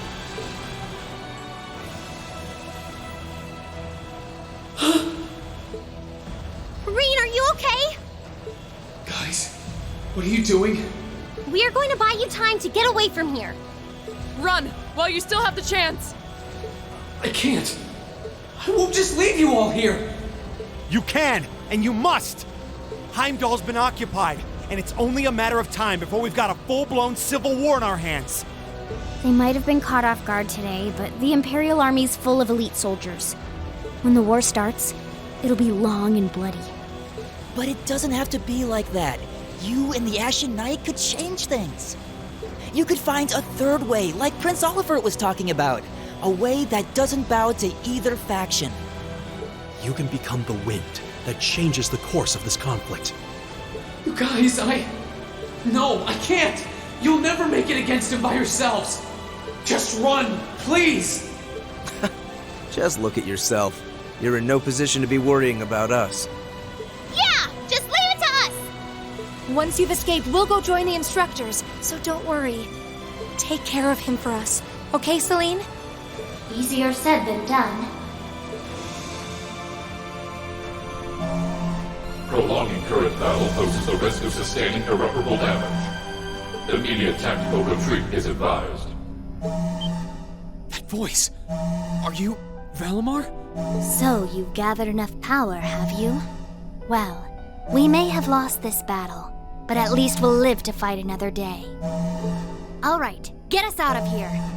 As far away in Erebonia as you can take us. Command acknowledged. Charting course.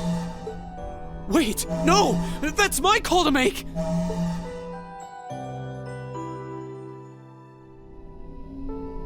Rean, there's so much I want to say right now.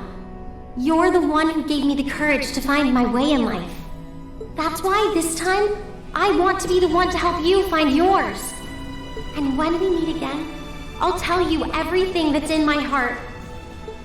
Lisa!